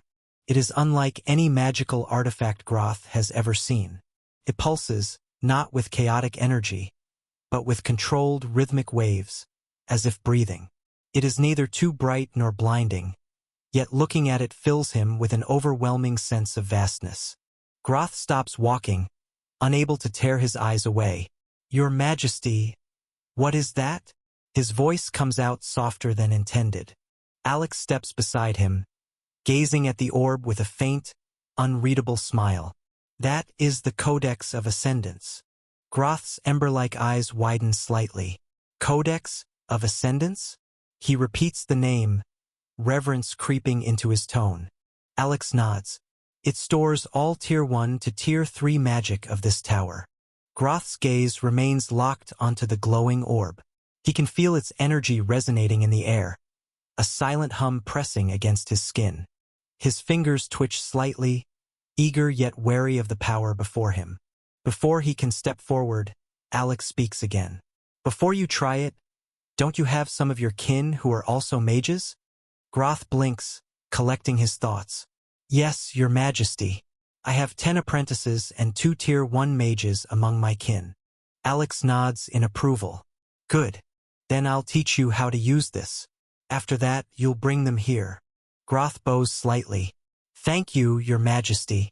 Alex gestures toward the orb. "Place your hand on it."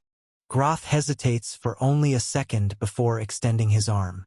The moment his palm touches the surface, his vision blurs, and his entire being is pulled into the orb. When his consciousness settles, Groth finds himself in a vast space unlike anything he has ever seen. Rows upon rows of towering bookshelves stretch into the distance, their golden inscriptions pulsing faintly. The air is thick with magic, and every step he takes seems to leave a trail of ember-like sparks behind him. "A library," he murmurs, awestruck. But this is no ordinary library. The sheer presence of knowledge here feels alive, as if the very walls are whispering forgotten secrets. He doesn't waste time. He moves swiftly through the endless aisles, searching. His instincts guide him toward a particular section: Fire Element Tier 3 spells. The tomes in this section radiate warmth, some even flickering with small flames as if eager to be chosen. Groth scans the shelves, running his fingers along the spines of books that seem to pulse in anticipation. Then one title catches his eye: Infernal Surge, releases a concentrated wave of flames that burns everything in a straight path. He reaches out, gripping the book's cover. The moment his fingers make contact, a surge of power rushes through him, and his surroundings begin to fade. Groth gasps as he finds himself back in the real world, his breathing heavy. He blinks rapidly, his vision adjusting, and then he looks down. The book is still in his hands. His heart pounds. It's real. He turns to Alex, unable to mask his disbelief. "Your Majesty, this..." He lifts the tome slightly. "It truly exists." Alex smirks. "Did you think it was an illusion?" Groth shakes his head slowly. "No, but this power, it's as if the knowledge was calling to me." "That's how the Codex works," Alex states. "It doesn't give knowledge, you take it. And now that you've done it once, you'll be able to guide your kin through the process." Groth bows deeply. "I understand, Your Majesty." I will bring them at once. Alex nods, satisfied. Now that you know how to use it, I'll leave you to it. Groth hesitates for a moment before speaking. Your Majesty, may I stay here? Alex glances at him, raising an eyebrow. You wish to live in the spire? Groth inclines his head. Yes, Your Majesty. This place, it calls to me. The magic here is unlike anything I've ever felt before. I believe my growth will be faster if I remain within its walls. Alex considers his words before giving a small nod. Very well. There are rooms here on the second floor. You may choose one for yourself. Groth bows deeply. Thank you, Your Majesty. Alex says nothing more. Instead, he raises his hand and activates his system. A translucent interface appears before him, displaying a map of the capital city. With a simple thought, he selects his destination, his workspace. In an instant, his body shimmers with blue light, and a second later, he vanishes. Alex reappears in his workspace, the familiar sight of his personal chambers greeting him. The room is lined with shelves filled with documents, reports, and magical artifacts. A large desk sits at the center, its surface neatly arranged. Chapter 33, Groth Succeed. Alex leans back in his chair, exhaling softly. His fingers drum against the wooden desk as he opens his system menu once more. The city's progress, population count, and the status of his subordinates are all displayed before him in crisp, floating text. I guess I can only wait for now, he murmurs to himself. His eyes narrow slightly as he considers Groth's potential. If he can really reach level 300 using the skill books of the game, that would be incredible. It's not just about Groth's personal strength. It's about what it means. Because right now, his strongest subordinates, the ones he can revive, are limited. Their levels are fixed, unable to grow beyond what they were in the game. Alex frowns. And since everything in this city is still bound to the game mechanics, then my subjects shouldn't be able to level up either. Alex exhales, crossing his arms. But if this works, his gaze sharpens. I can also sell these skill books in the human kingdom and make a fortune in gold coins. Because that's what I need most right now. The idea lingers in his mind. Magic of this caliber, structured, guaranteed, and instantly learnable, would be priceless to the right buyers. Nobles, academies, even rogue mercenaries would kill for something like this. He leans back in his chair, tapping his fingers against the armrest. I'll deal with that later. First, I need results. 3 days pass. On the morning of the third day, as Alex reviews reports in his workspace, a faint ripple disturbs the air beside him. Without turning, he already knows who it is. A shadowy figure materializes, kneeling before him. Your Majesty, the shadow reports in a low, steady voice. Groth has succeeded. Alex stops, his fingers pausing mid-motion over his desk. His eyes narrow slightly, processing the words. Successful? He repeats, leaning forward. Are you certain? Yes, Your Majesty. Groth has reached level 300. His kin have also begun their ascension. Without another word, Alex opens his system and selects his destination. Etheris Spire. In an instant, blue light engulfs him, and his surroundings distort. When the glow fades, he stands once more inside the towering structure. The second floor hums with magic. As he steps forward, his gaze falls upon Groth and his kin. Groth stands at the forefront, his presence markedly different from before. His aura burns hotter, more controlled, yet undeniably powerful. The embers in his eyes flickers, and the very air around him wavers slightly from residual heat. Behind him, a dozen mages kneel, their expressions a mix of awe and reverence. The magic in their bodies is still stabilizing, but the change is undeniable. Alex folds his arms, studying the scene. It seems you've done well, he says. Groth steps forward and bows deeply. Your Majesty, I have ascended. His voice holds none of the uncertainty from before, only conviction. The Codex of Ascendance has granted me power beyond what I ever thought possible. And my kin, they are following the same path. Alex nods, his expression unreadable. Then tell me, what has changed? Groth clenches his fist, and a faint heat radiates from his body. My control over fire has evolved. It no longer burns uncontrollably but bends to my will. I have gained knowledge beyond mere spells. I now understand the flow of magic itself. If I train further, I believe I can reach even greater heights. Alex listens, but his true focus is elsewhere. Without drawing attention, he subtly opens his system. A translucent screen materializes before his eyes, visible only to him. Groth. Level 301, Tier 3 Mage. Race, Salamander. Class, Mage. He closes the screen with a mere thought before speaking again. You have done well, Groth. Your progress is impressive. Groth lowers his head. I only succeeded because of your Majesty's guidance. Alex waves off the formality. Spare me the flattery. What matters is what comes next. He scans the group of mages behind Groth. Your kin. How many have reached Tier 2? Groth turns slightly, glancing at them. 2 have ascended to Tier 2, and 5 become a Tier 1 mage. The remaining 5 are still adapting to the power. But given time, they will all rise. Alex considers this, his mind already calculating the possibilities. Good. You will oversee their training. Make sure they do not stagnate. Groth places a fist over his chest. As you command, Your Majesty. Alex gives a small nod. Then his expression turns sharp. Also, today is the meeting of you 5 regarding the attack on Mizorn City. Groth's embers flare slightly at the mention. Yes, Your Majesty, he replies without hesitation. Alex tilts his head. Gather Nosara, Thurn, and Veltha. The meeting must proceed without delay. Groth bows. At once, Your Majesty. He turns swiftly, his robes flowing behind him as he moves with purpose. As Groth leaves to summon the others, Alex remains where he is, his mind already shifting to the next stage of his plan.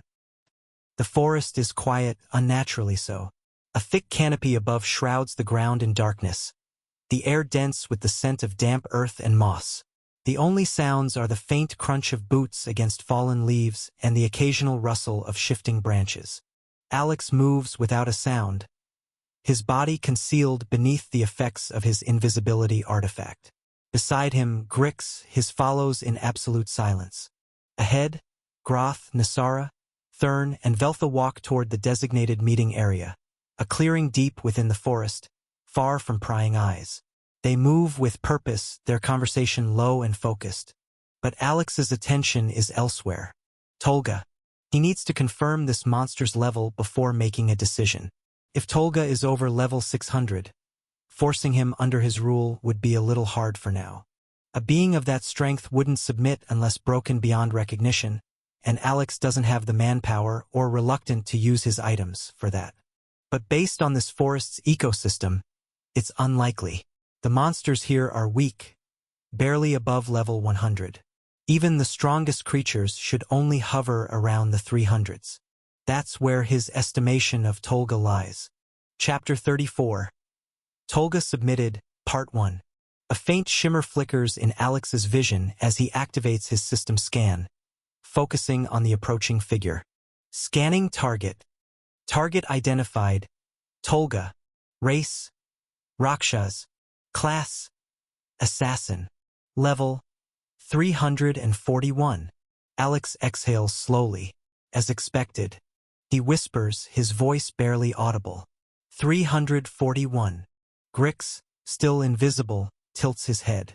Want me to take him out now, Your Majesty?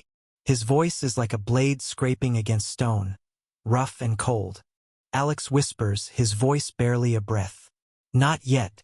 Let's hear what their plan is to take over Mizorn City first. Grix nods slightly, though he remains as still as a shadow. Understood. They stay hidden as Groth, Nosara, Thurn, and Veltha step into the clearing. Then Tolga emerges. The assassin moves with a deliberate, measured grace. Tolga's 2 daggers resting at his hips, barely reflecting the dim light. His eyes scan the group as if weighing their worth.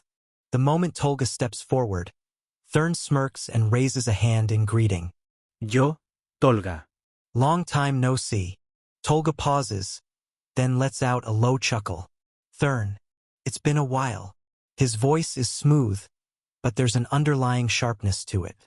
Behind Thurn, Groth, Nosara, and Veltha remain quiet, their expressions unreadable.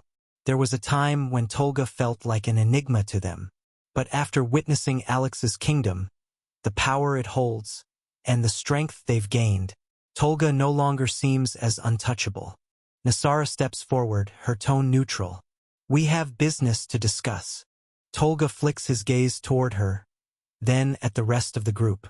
Straight to business, huh? Fine by me. He steps closer, his presence sharp and contained. Tolga's eyes gleam as he folds his arms.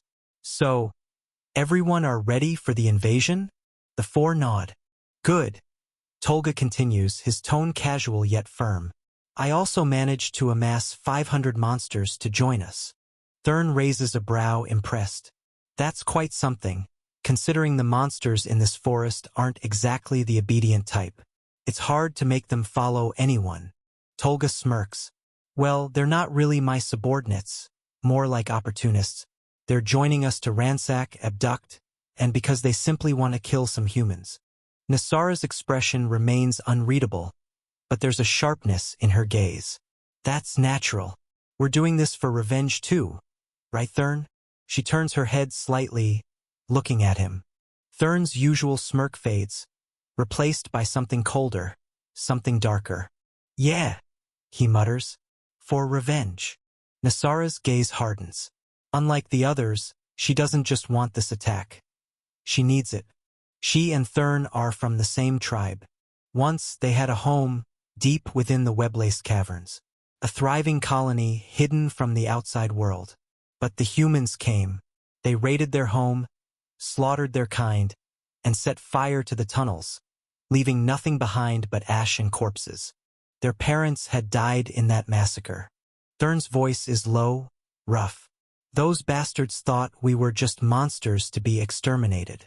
Like we didn't have a place in this world. Nosara nods.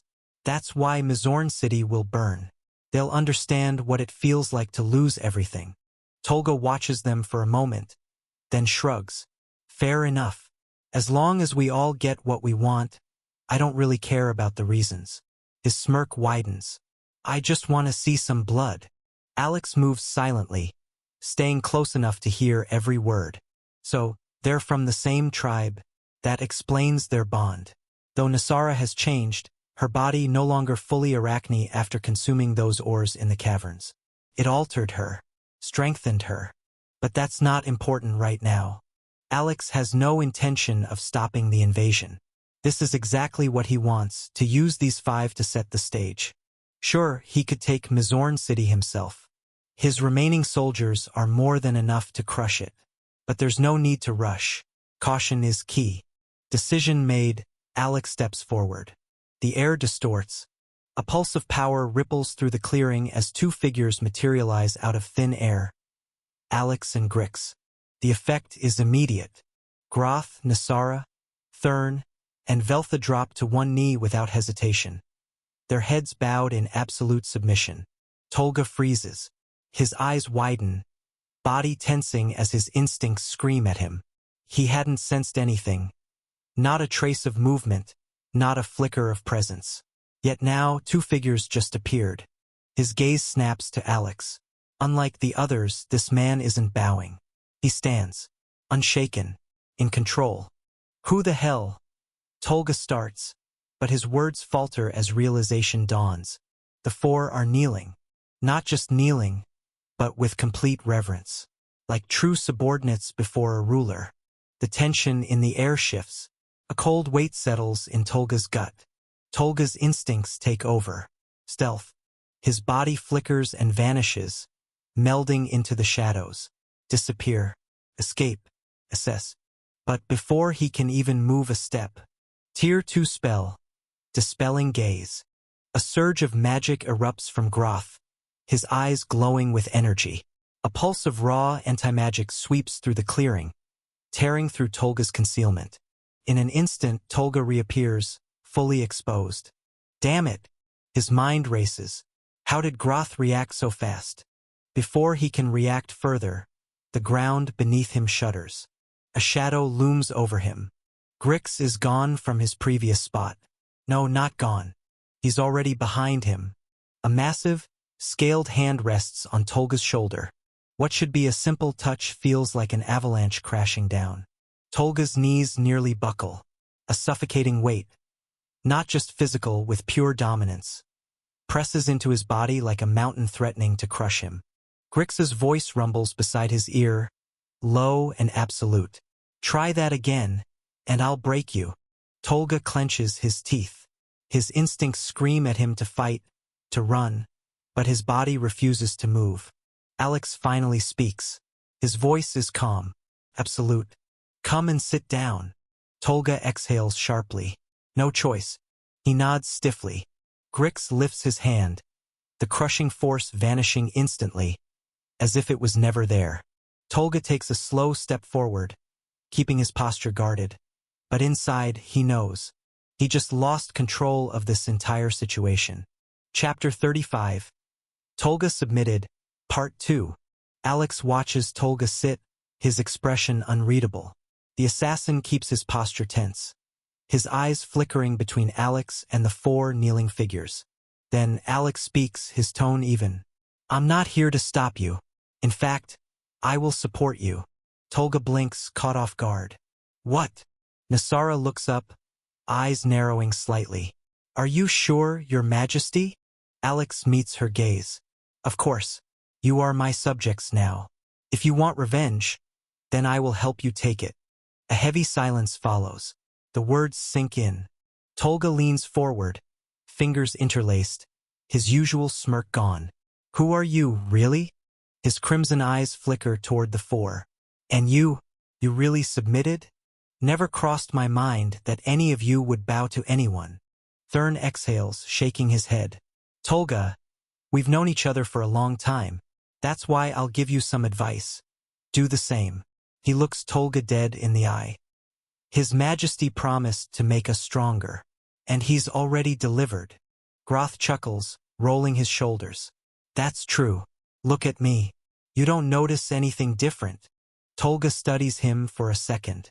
Then his expression shifts. His sharp instincts pick up on the subtle difference. The weight of Groth's mana. The sheer depth of his presence. Tolga's fingers tighten slightly. You're a tier 3 mage now. His voice is quiet, but laced with disbelief. Groth grins. Took you long enough to notice. Tolga's eyes narrow. But how?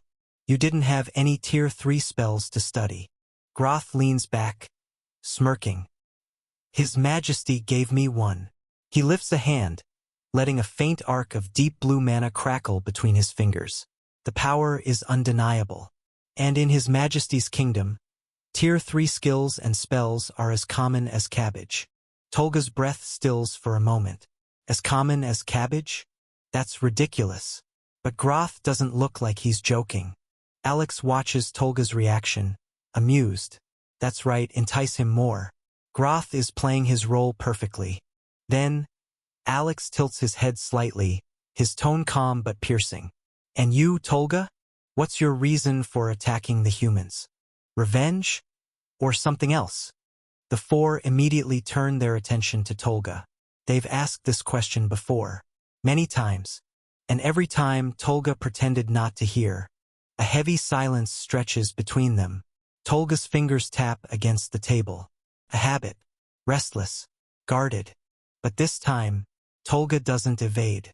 For a long moment, Tolga says nothing. Then finally a sigh. I have someone important who is being held captive in Mizorn City. The words are quiet, almost reluctant. Thurn's eyes narrow slightly. Tolga exhales again, voice steadier now. Some humans took my little sister. A long time ago. Alex watches carefully, noting the slight strain in Tolga's voice, the edges of something long buried. Years later, after I became strong, I immediately started searching for her. And I found out. Tolga's crimson eyes darken. That she is now a slave of that damn bastard. The city lord of Mizorn City. A cold stillness settles in the clearing. No one speaks. Thurn's jaw clenches. Groth's smirk vanishes. Nosara's gaze sharpens. Even Veltha, who had remained silent all this time, lowers his head slightly, a rare moment of respect. Alex, however, remains calm. I see. Tolga shifts slightly, then, without warning, reaches for the clasp at her neck. With a single motion, she pulls off the heavy robe draped over her shoulders. The reaction is immediate. Thurn stiffens. Groth's eyes widen.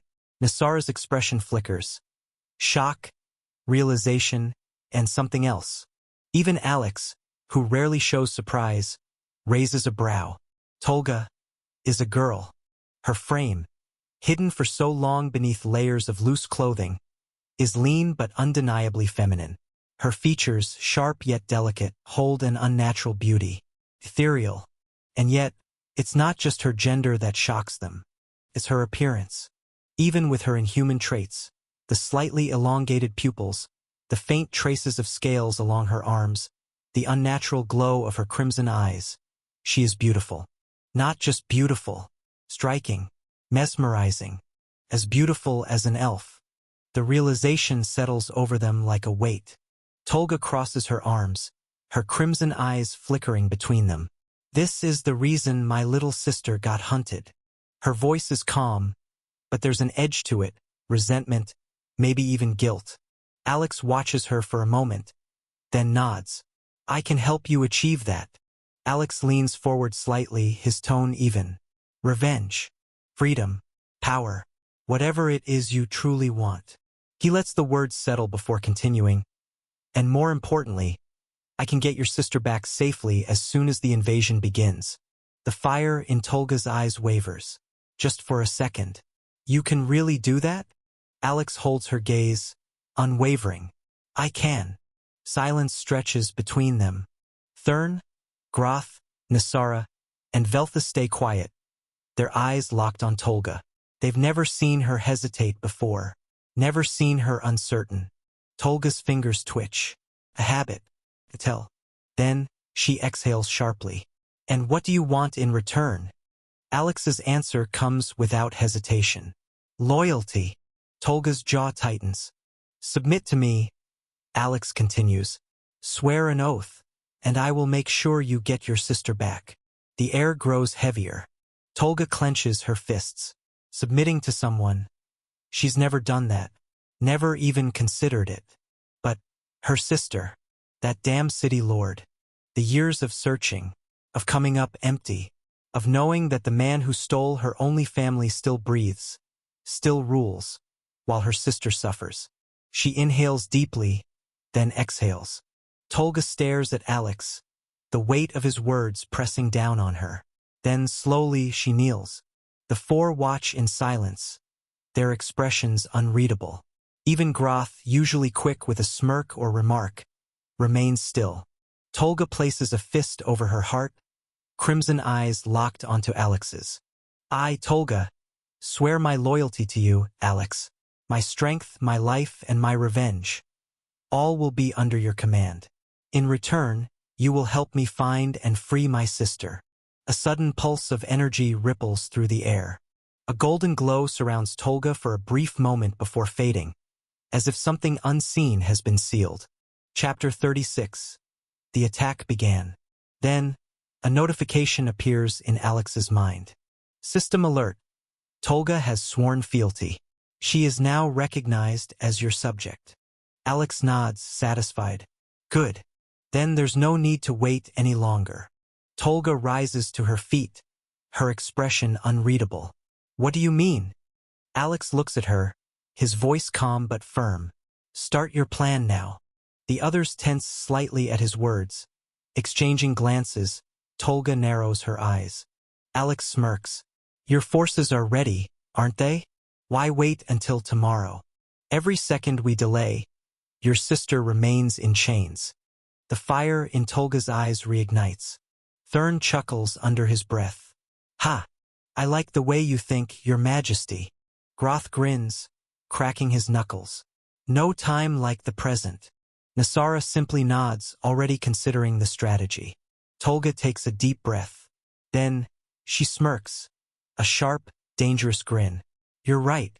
We move now. The five immediately scatter, each moving with purpose. The night is thick with anticipation as preparations are finalized. Meanwhile, in Mizorn City, the streets are alive with festivities. Colorful banners drape over buildings, torches flicker along the stone pathways, and musicians play lively tunes in the town square. Laughter, clinking glasses, and the scent of roasted meat fill the air. At the city gates, a hooded traveler steps inside, glancing around in confusion. He tugs on a passing man's sleeve. What's going on here? The man grins, already a little tipsy. Tonight's a grand occasion. Lord Violin is getting married. The traveler pauses. His expression shifts. What? Who's the unlucky woman? The drunken man's grin falters. He leans in, lowering his voice. It is a woman, but not human. The traveler stiffens. What? The man glances around as if checking for eavesdroppers. Then, he whispers, It's a monster. A sharp silence stretches between them. The traveler's eyes widen in shock. What? Has Lord Violin finally gone mad? The man shrugs uneasily. Who knows? Some say he's obsessed. Either way, the wedding is happening. He takes another swig from his flask. And we're all supposed to celebrate it. The traveler exhales, gaze darkening. This city has truly fallen into madness. Suddenly, a deep, resounding horn of war reverberates across the city, shattering the festive atmosphere in an instant. The joyous laughter turns into horrified screams. Panic erupts. Drunken citizens stumble, eyes widening in fear. The music abruptly stops, instruments clattering to the ground as the musicians flee. Soldiers rush to the walls, boots pounding against stone as they scramble to take their positions. On the ramparts, a young guard grips his spear tightly, his hands trembling. He stares out into the darkness beyond the gates, his face paling. Monsters! His voice barely escapes his throat. Another guard beside him follows his gaze, and nearly drops his weapon in terror. An army, a sea of monstrous figures. Wolves with gleaming fangs, towering ogres, winged creatures circling in the sky, stretching far into the horizon. One soldier staggers back, his breathing ragged. There's too many. The captain, an older man with a scarred face, rushes to the wall, his eyes widening as he takes in the sight. His grip tightens on his sword. This is bad. His voice is grim. There's at least 1,000 monsters. A nearby soldier swallows hard. Captain, what do we do? The captain's jaw clenches. We hold the line. Alert the archers. Lock down the gates. Prepare the defenses. Then he turns to a messenger. Go. Report the situation to Lord Violin immediately. The soldier hesitates, fear flickering in his eyes. Be but captain.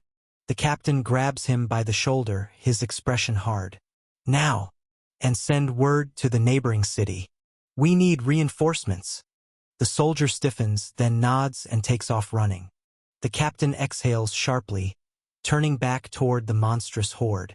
His knuckles turn white around the hilt of his sword. From above, Alex and Grix hover in the air, invisible against the darkened sky. Alex observes the battlefield below, his gaze calculating. 5,000 soldiers, plus 1,000 adventurers.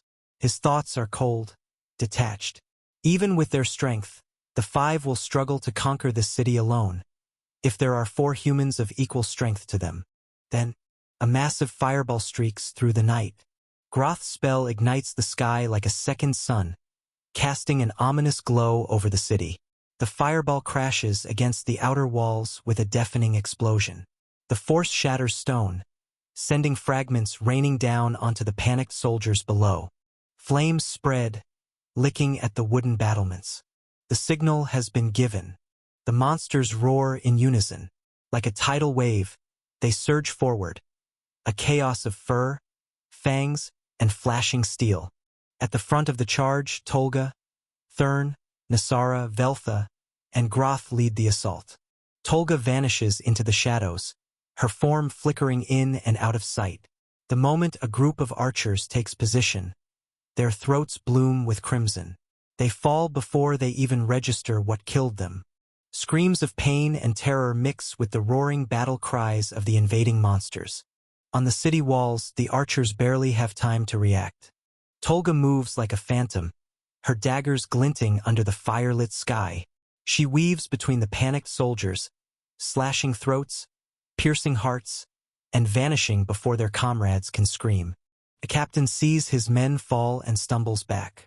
What the hell is? Tolga appears behind him, a cold whisper in his ear. Your worst nightmare. Her dagger drives through his back.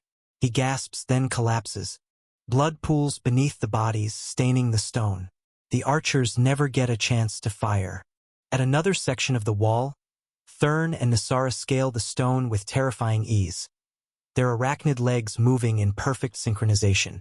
Humans panic so easily, Nasara mutters, her ore-coated limbs gleaming in the firelight. Let's see how they handle true terror. Thurn smirks, his fangs dripping with venom. Then let's begin.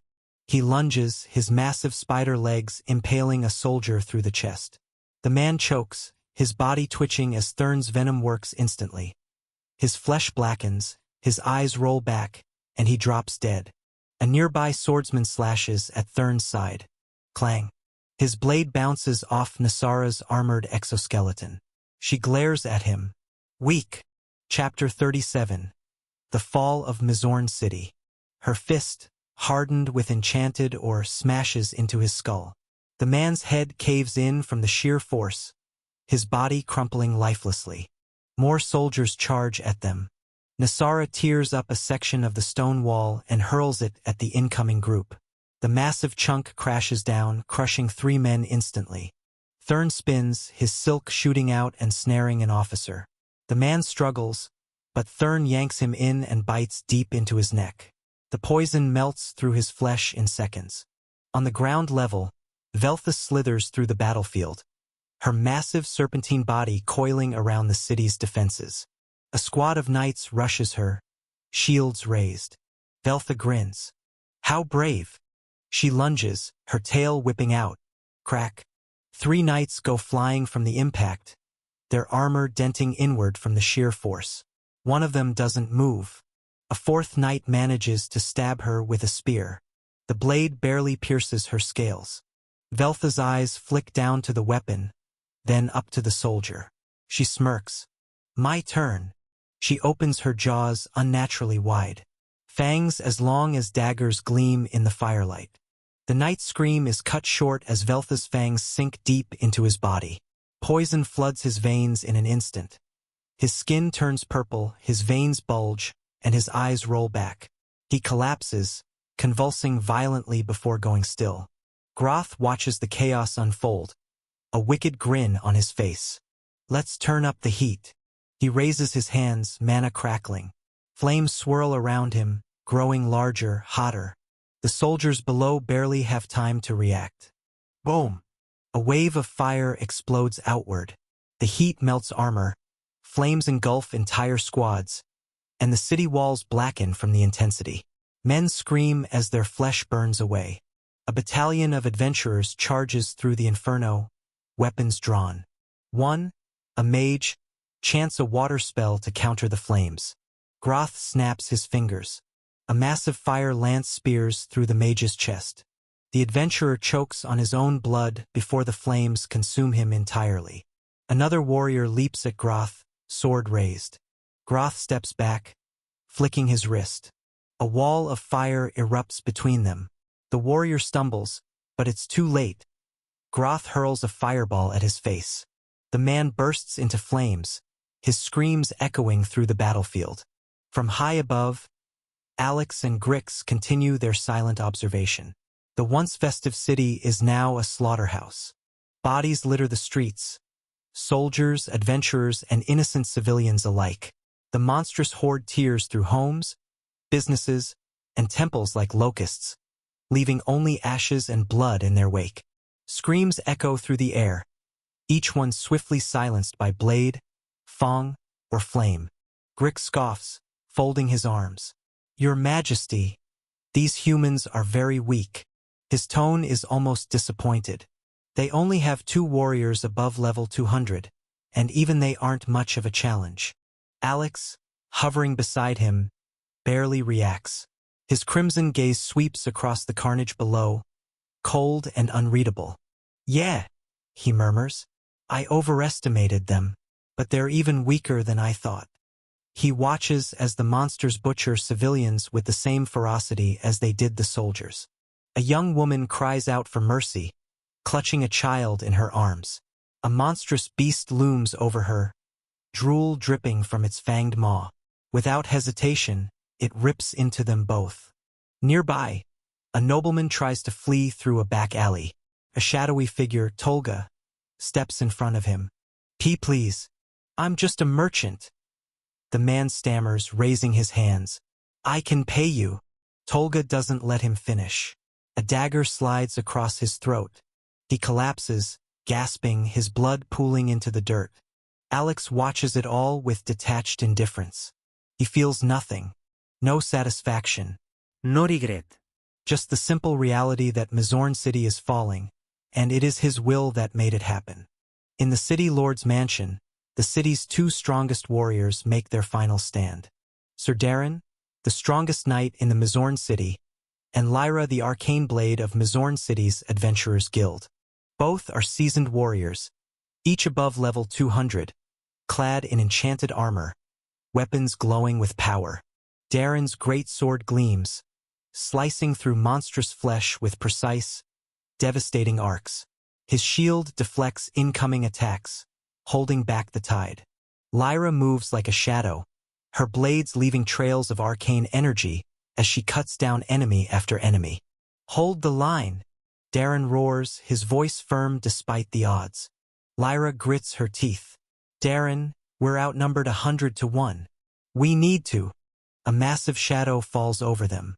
Veltha, the serpentine monster, slithers forward, her fangs dripping with venom. Oh, you 2 are strong. Her golden eyes gleam with cruel amusement. Her massive tail lashes out, shattering the stone courtyard beneath them. Darren barely raises his shield in time. The impact sends him skidding back. Lyra leaps into the air, her blades flashing. She aims for Veltha's eyes, but, shlink. A second tail whips up from below, impaling her through the stomach. Lyra chokes, blood spilling from her lips. Veltha grins. Too slow. She flings Lyra's limp body into a nearby wall. The impact shatters bones. Darren stares in horror. Lyra? A burning figure descends from the sky. Groth, the fire mage, raises a single hand. A pillar of flames erupts around Darren. The knight screams as his armor melts into his skin, his flesh blackening. A moment later, only charred remains are left. After some time, the battle is finally over. The once proud city of Mizorn now burns, its walls crumbling, its people slaughtered. Smoke rises into the sky, a grim signal of Alex's victory. Alex descends from the sky, his crimson cloak billowing behind him. The air around him hums with power, the embers of destruction reflecting in his cold, unreadable eyes. As his feet touch the ground, Tolga emerges from the mansion. Her expression is one of barely restrained fury. There's no one in there, she spits, her voice sharp with frustration. That bastard Violin is gone. Her hands clench into fists, her usual composure cracking. Chapter 38. Tolga's real name. She had been hunting the Lord of Mizorn, and now, at the moment of his city's fall, he had vanished. Alex regards her impassively, his crimson eyes flickering with the glow of the burning city. He senses the frustration in her voice, the tension in her stance. You're looking for your sister. His voice is calm. I already told you. I will keep her safe. Tolga hesitates, her sharp expression faltering for just a moment. I'm not doubting you, Your Majesty, she says quickly. I'm just worried. Alex doesn't reply immediately. Instead, he lifts a single hand. Shadow. At his command, the air around them distorts.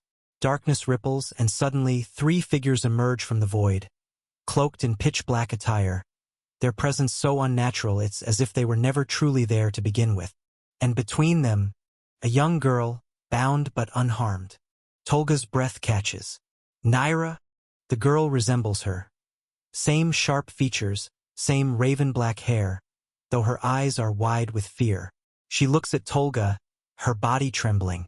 The leading shadow operative bows his head. As you commanded, Your Majesty.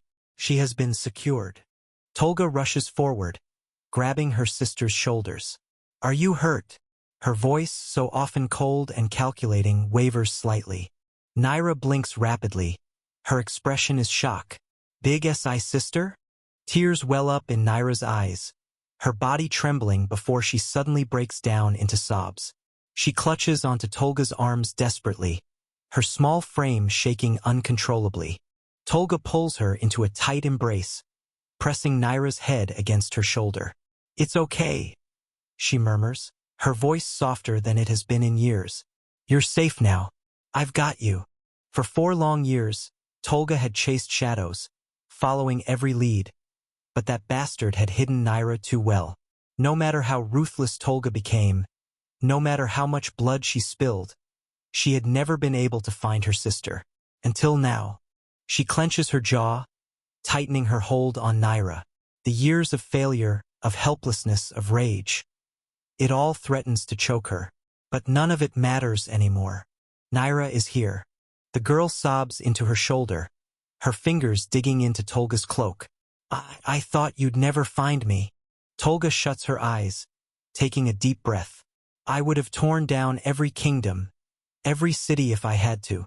Her voice drops lower, filled with quiet fury. Tolga lifts her head, her golden eyes meeting his. Her heart is still racing from the moment she finally held Naira again. She knows that none of this would have been possible without him. She takes a deep breath, steadying herself before speaking. Your Majesty, thank you for everything. Her voice is firm, sincere. Alex simply smiles, just a small, fleeting curve of his lips. You are my subject now, he says smoothly. Your problem is my problem. Tolga's chest tightens.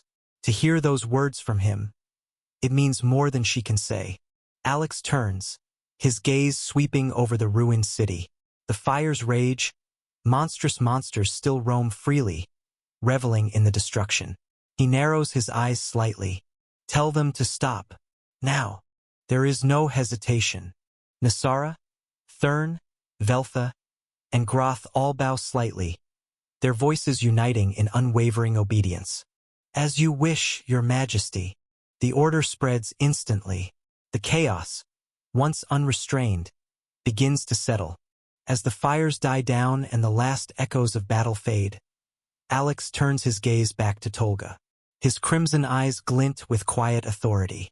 Tolga, he says evenly, now announce to everyone that this city belongs to us monsters.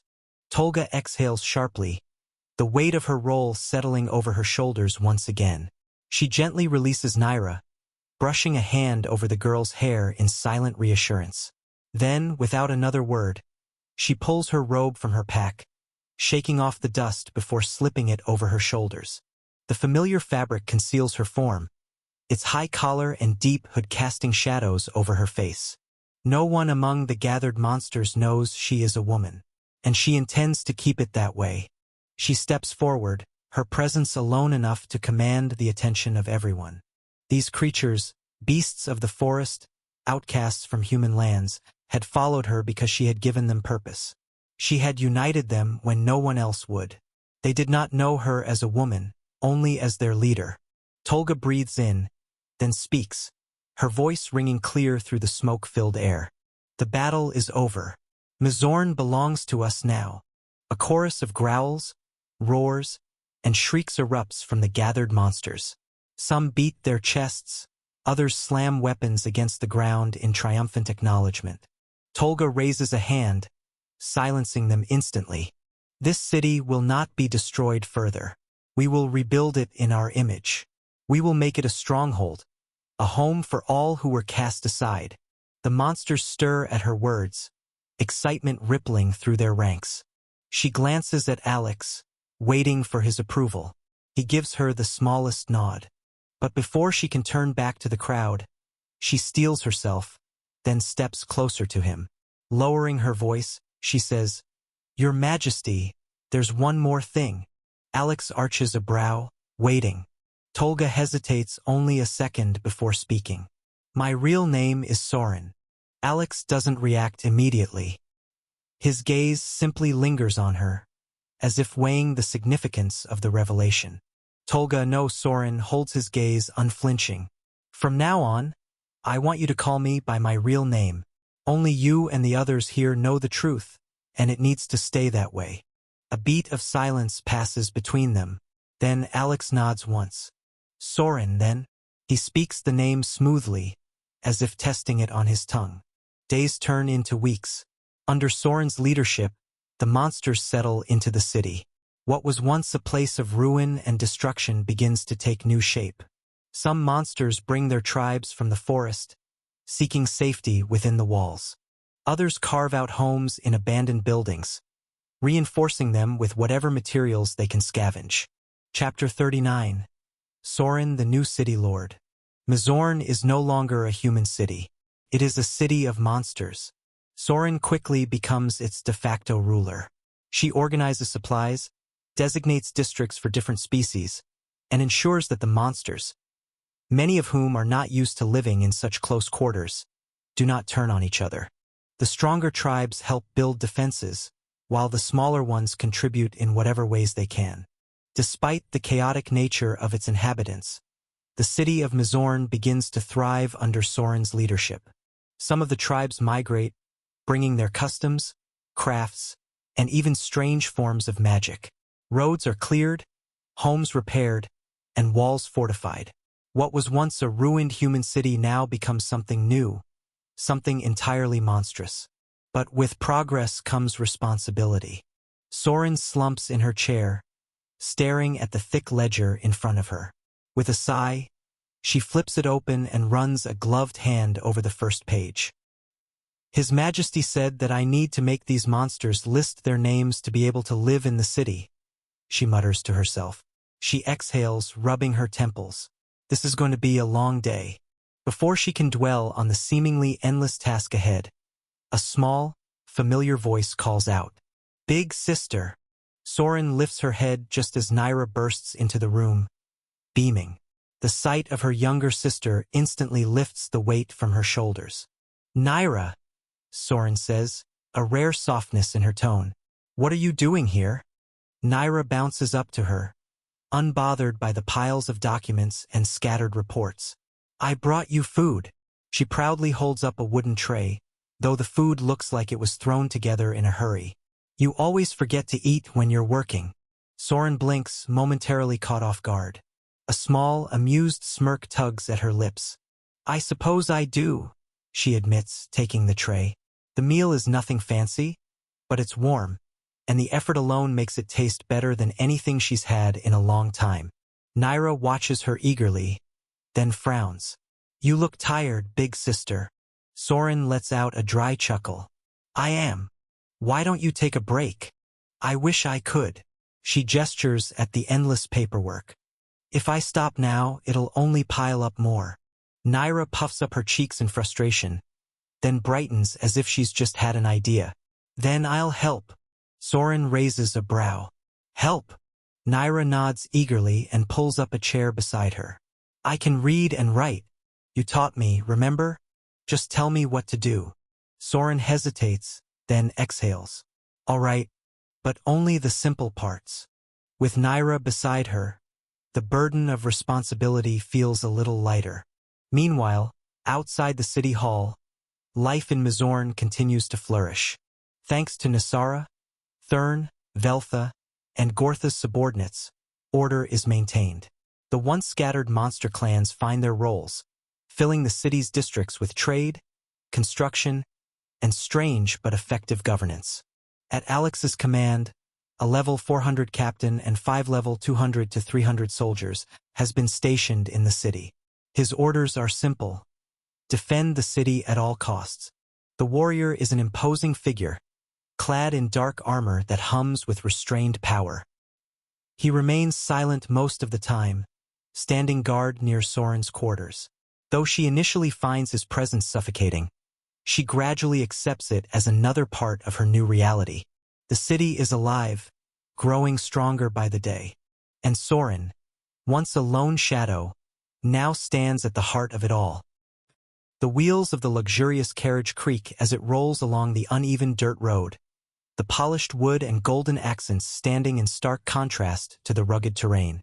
Inside, the air is thick with the scent of expensive perfumes and sweat. Violin lounges lazily on the plush cushions, his obese frame spilling over the fine silk of his robe. His fingers, adorned with gaudy rings, drum impatiently against the armrest as his lips curl into a sneer. "Those monsters," he spits, his voice dripping with irritation. "I should have never waited for the damn wedding to taste that little monster. What a waste." His trusted right-hand man, Garrett, sits across from him, maintaining a carefully neutral expression. Outwardly, he remains composed, but inside, he wrestles with disbelief.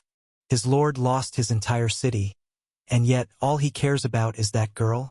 Garrett shifts slightly, clearing his throat. "My lord, if I may, Mizorn has fallen to the monsters. Shouldn't we be discussing how to reclaim it?" Violent's face contorts with annoyance. "Reclaim it? Why the hell would I want that rotten city back now? Those filthy beasts have already tainted it. It's not worth the effort." He waves a pudgy hand dismissively. "Let the kingdom deal with it. They wanted that miserable city under control. Now they can have it back." Violin leans back, a lazy grin stretching across his face. "Honestly, I've always wanted to get out of that place. A backwater dump, filled with dull, useless people. Now I can finally return to the capital, where I belong." Garrett forces himself not to sigh aloud. Violin isn't just any noble. He is the younger brother of the queen. The only reason he was ever given control of Mizorn was because of her influence. And despite his clear incompetence, the king had tolerated his rule, merely keeping a close eye on him. But Mizorn had been prosperous before Violin. A city known for its wealth, trade, and strategic position. Under his governance, it had slowly crumbled mismanagement, excessive taxation, and Violin's hedonistic indulgences, turning it into a shadow of its former self. And now it was completely lost. Garrett watches his lord closely. There is no regret in his expression, no concern for the people who once served him, nor even the faintest sense of humiliation at losing everything.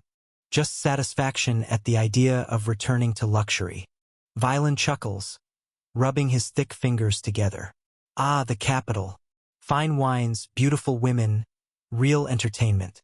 None of that dull, provincial nonsense. His grin widens. Chapter 40. King Edric. The grand halls of the royal palace of Eldoria, the heart of the Ralthian kingdom, shimmer with golden candlelight. The scent of parchment, ink, and old wood fills the air as servants hurry through corridors, their footsteps muffled against thick carpets. Inside the king's private chamber, a heavy silence hangs in the air. King Edric, a man in his late 50s with silver-streaked hair and sharp, calculating eyes, sits at the long table. His fingers pinch the bridge of his nose as he exhales slowly. A headache pounds behind his temples. Across from him, Marshal Walrick stands rigidly, his posture as straight as a drawn sword. His polished breastplate gleams under the dim candlelight. "Say that again," King Edric says, his voice low but edged with restrained fury. Marshal Walrick does not hesitate. "Mizorn has fallen, your majesty. The city is now in the hands of monsters." King Edric presses his fingertips against his temples, exhaling slowly through his nose. The news is a hammer blow, but he cannot afford to show weakness. He lifts his gaze, sharp as a blade, to Marshal Walrick. "How did this happen?" His voice is dangerously calm. Walrick does not flinch. The city was already on the decline, Your Majesty. Corruption, poor leadership, Governor Vylan's negligence allowed the monsters to gain ground. And without General Aldrich there to maintain order, the city was defenseless when the attack came. Edric's jaw tightens. Aldrich! He leans back in his chair, folding his hands together.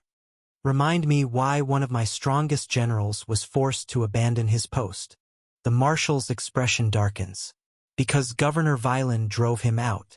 Heavy taxes, senseless decrees, and a refusal to supply the army. Aldrich was left with soldiers who could barely afford to eat, let alone fight. He requested reassignment, and I granted it. Silence stretches between them.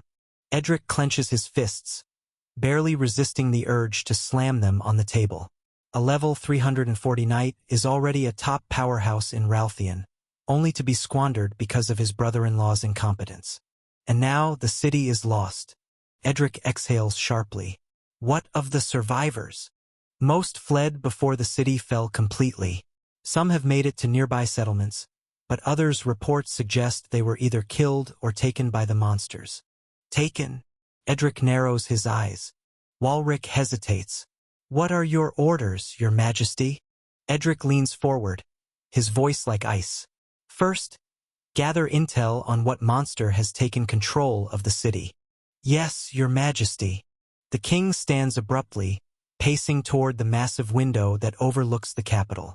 Below, the grand city of Eldoria sprawls in elegant streets and towering structures, untouched by the chaos that has befallen Mizorn. Edric exhales, rubbing his temple. This is my fault too, he mutters. Walrick remains silent, but the truth is undeniable. The only reason Vylan was given Mizorn was because of Edric's promise to the queen, his wife.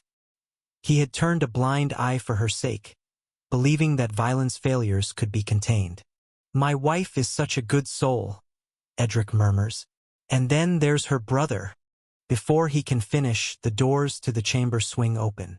Queen Nephia rushes inside, her silk gown flowing behind her, her golden hair disheveled. My love, I heard the news. Please. Edric turns to her, already knowing what she will ask. His expression hardens. You want me to spare him from severe punishment? Tears shimmer in Nephia's eyes as she nods. Please, Edric. He is the only family I have left. Edric exhales slowly, his gaze heavy with disappointment. I can't promise that, Lysara. What he has done this time is a disaster. Everyone already blames me for letting him govern Mizorn in the first place. I know, she whispers, voice trembling. But he is my brother. Edric watches her for a long moment. Lysara has always been gentle, too gentle for court politics. She sees the world in kindness, even when it does not deserve it. And yet, how many chances has Vylan already squandered? Alex sits in his grand study, the dim glow of enchanted crystals casting a soft light across the spacious room. His sharp eyes remain fixed on the transparent screen floating before him, visible only to him. Population: 6,437. His fingers drum lightly on the wooden desk as he scans the numbers. Alex mutters. Mizorn is quite large, it could house 100,000, yet we barely have 6,500 citizens. The city still feels empty. Beside him, Drea, his ever-loyal maid, stands with perfect posture, her hands neatly folded in front of her. Drea, Alex says without taking his eyes off the screen. Do you think the monsters in the surrounding forests are avoiding the city because they don't feel comfortable living among others? Drea tilts her head slightly, considering his words. It is possible, Your Majesty. Many of the forest-dwelling monsters are used to their own territories and way of life. Living in a structured city with unfamiliar species might feel restrictive to them. Alex exhales, closing the screen with a thought. Then perhaps we need to change that. Alex leans back in his chair, staring at the ceiling, his thoughts racing. What should I do to attract more monsters to the city? He mutters to himself, tapping his fingers on the desk. A moment later, his eyes widen as an idea strikes him. Of course, How could I forget about the dungeons? He thought. In the game, dungeons were always a key element. If you placed them in your city, it would attract stronger and more diverse citizens. The higher-tier dungeons, the better the citizens you draw in. He turns to Drea, his gaze focused. But I don't think I've seen a dungeon in this forest. Do you think this world even has them? Drea looks thoughtful for a moment before replying. I'm not sure, Your Majesty, but there are many things we've yet to learn about this world. If dungeons exist, perhaps they are hidden away or have yet to be discovered.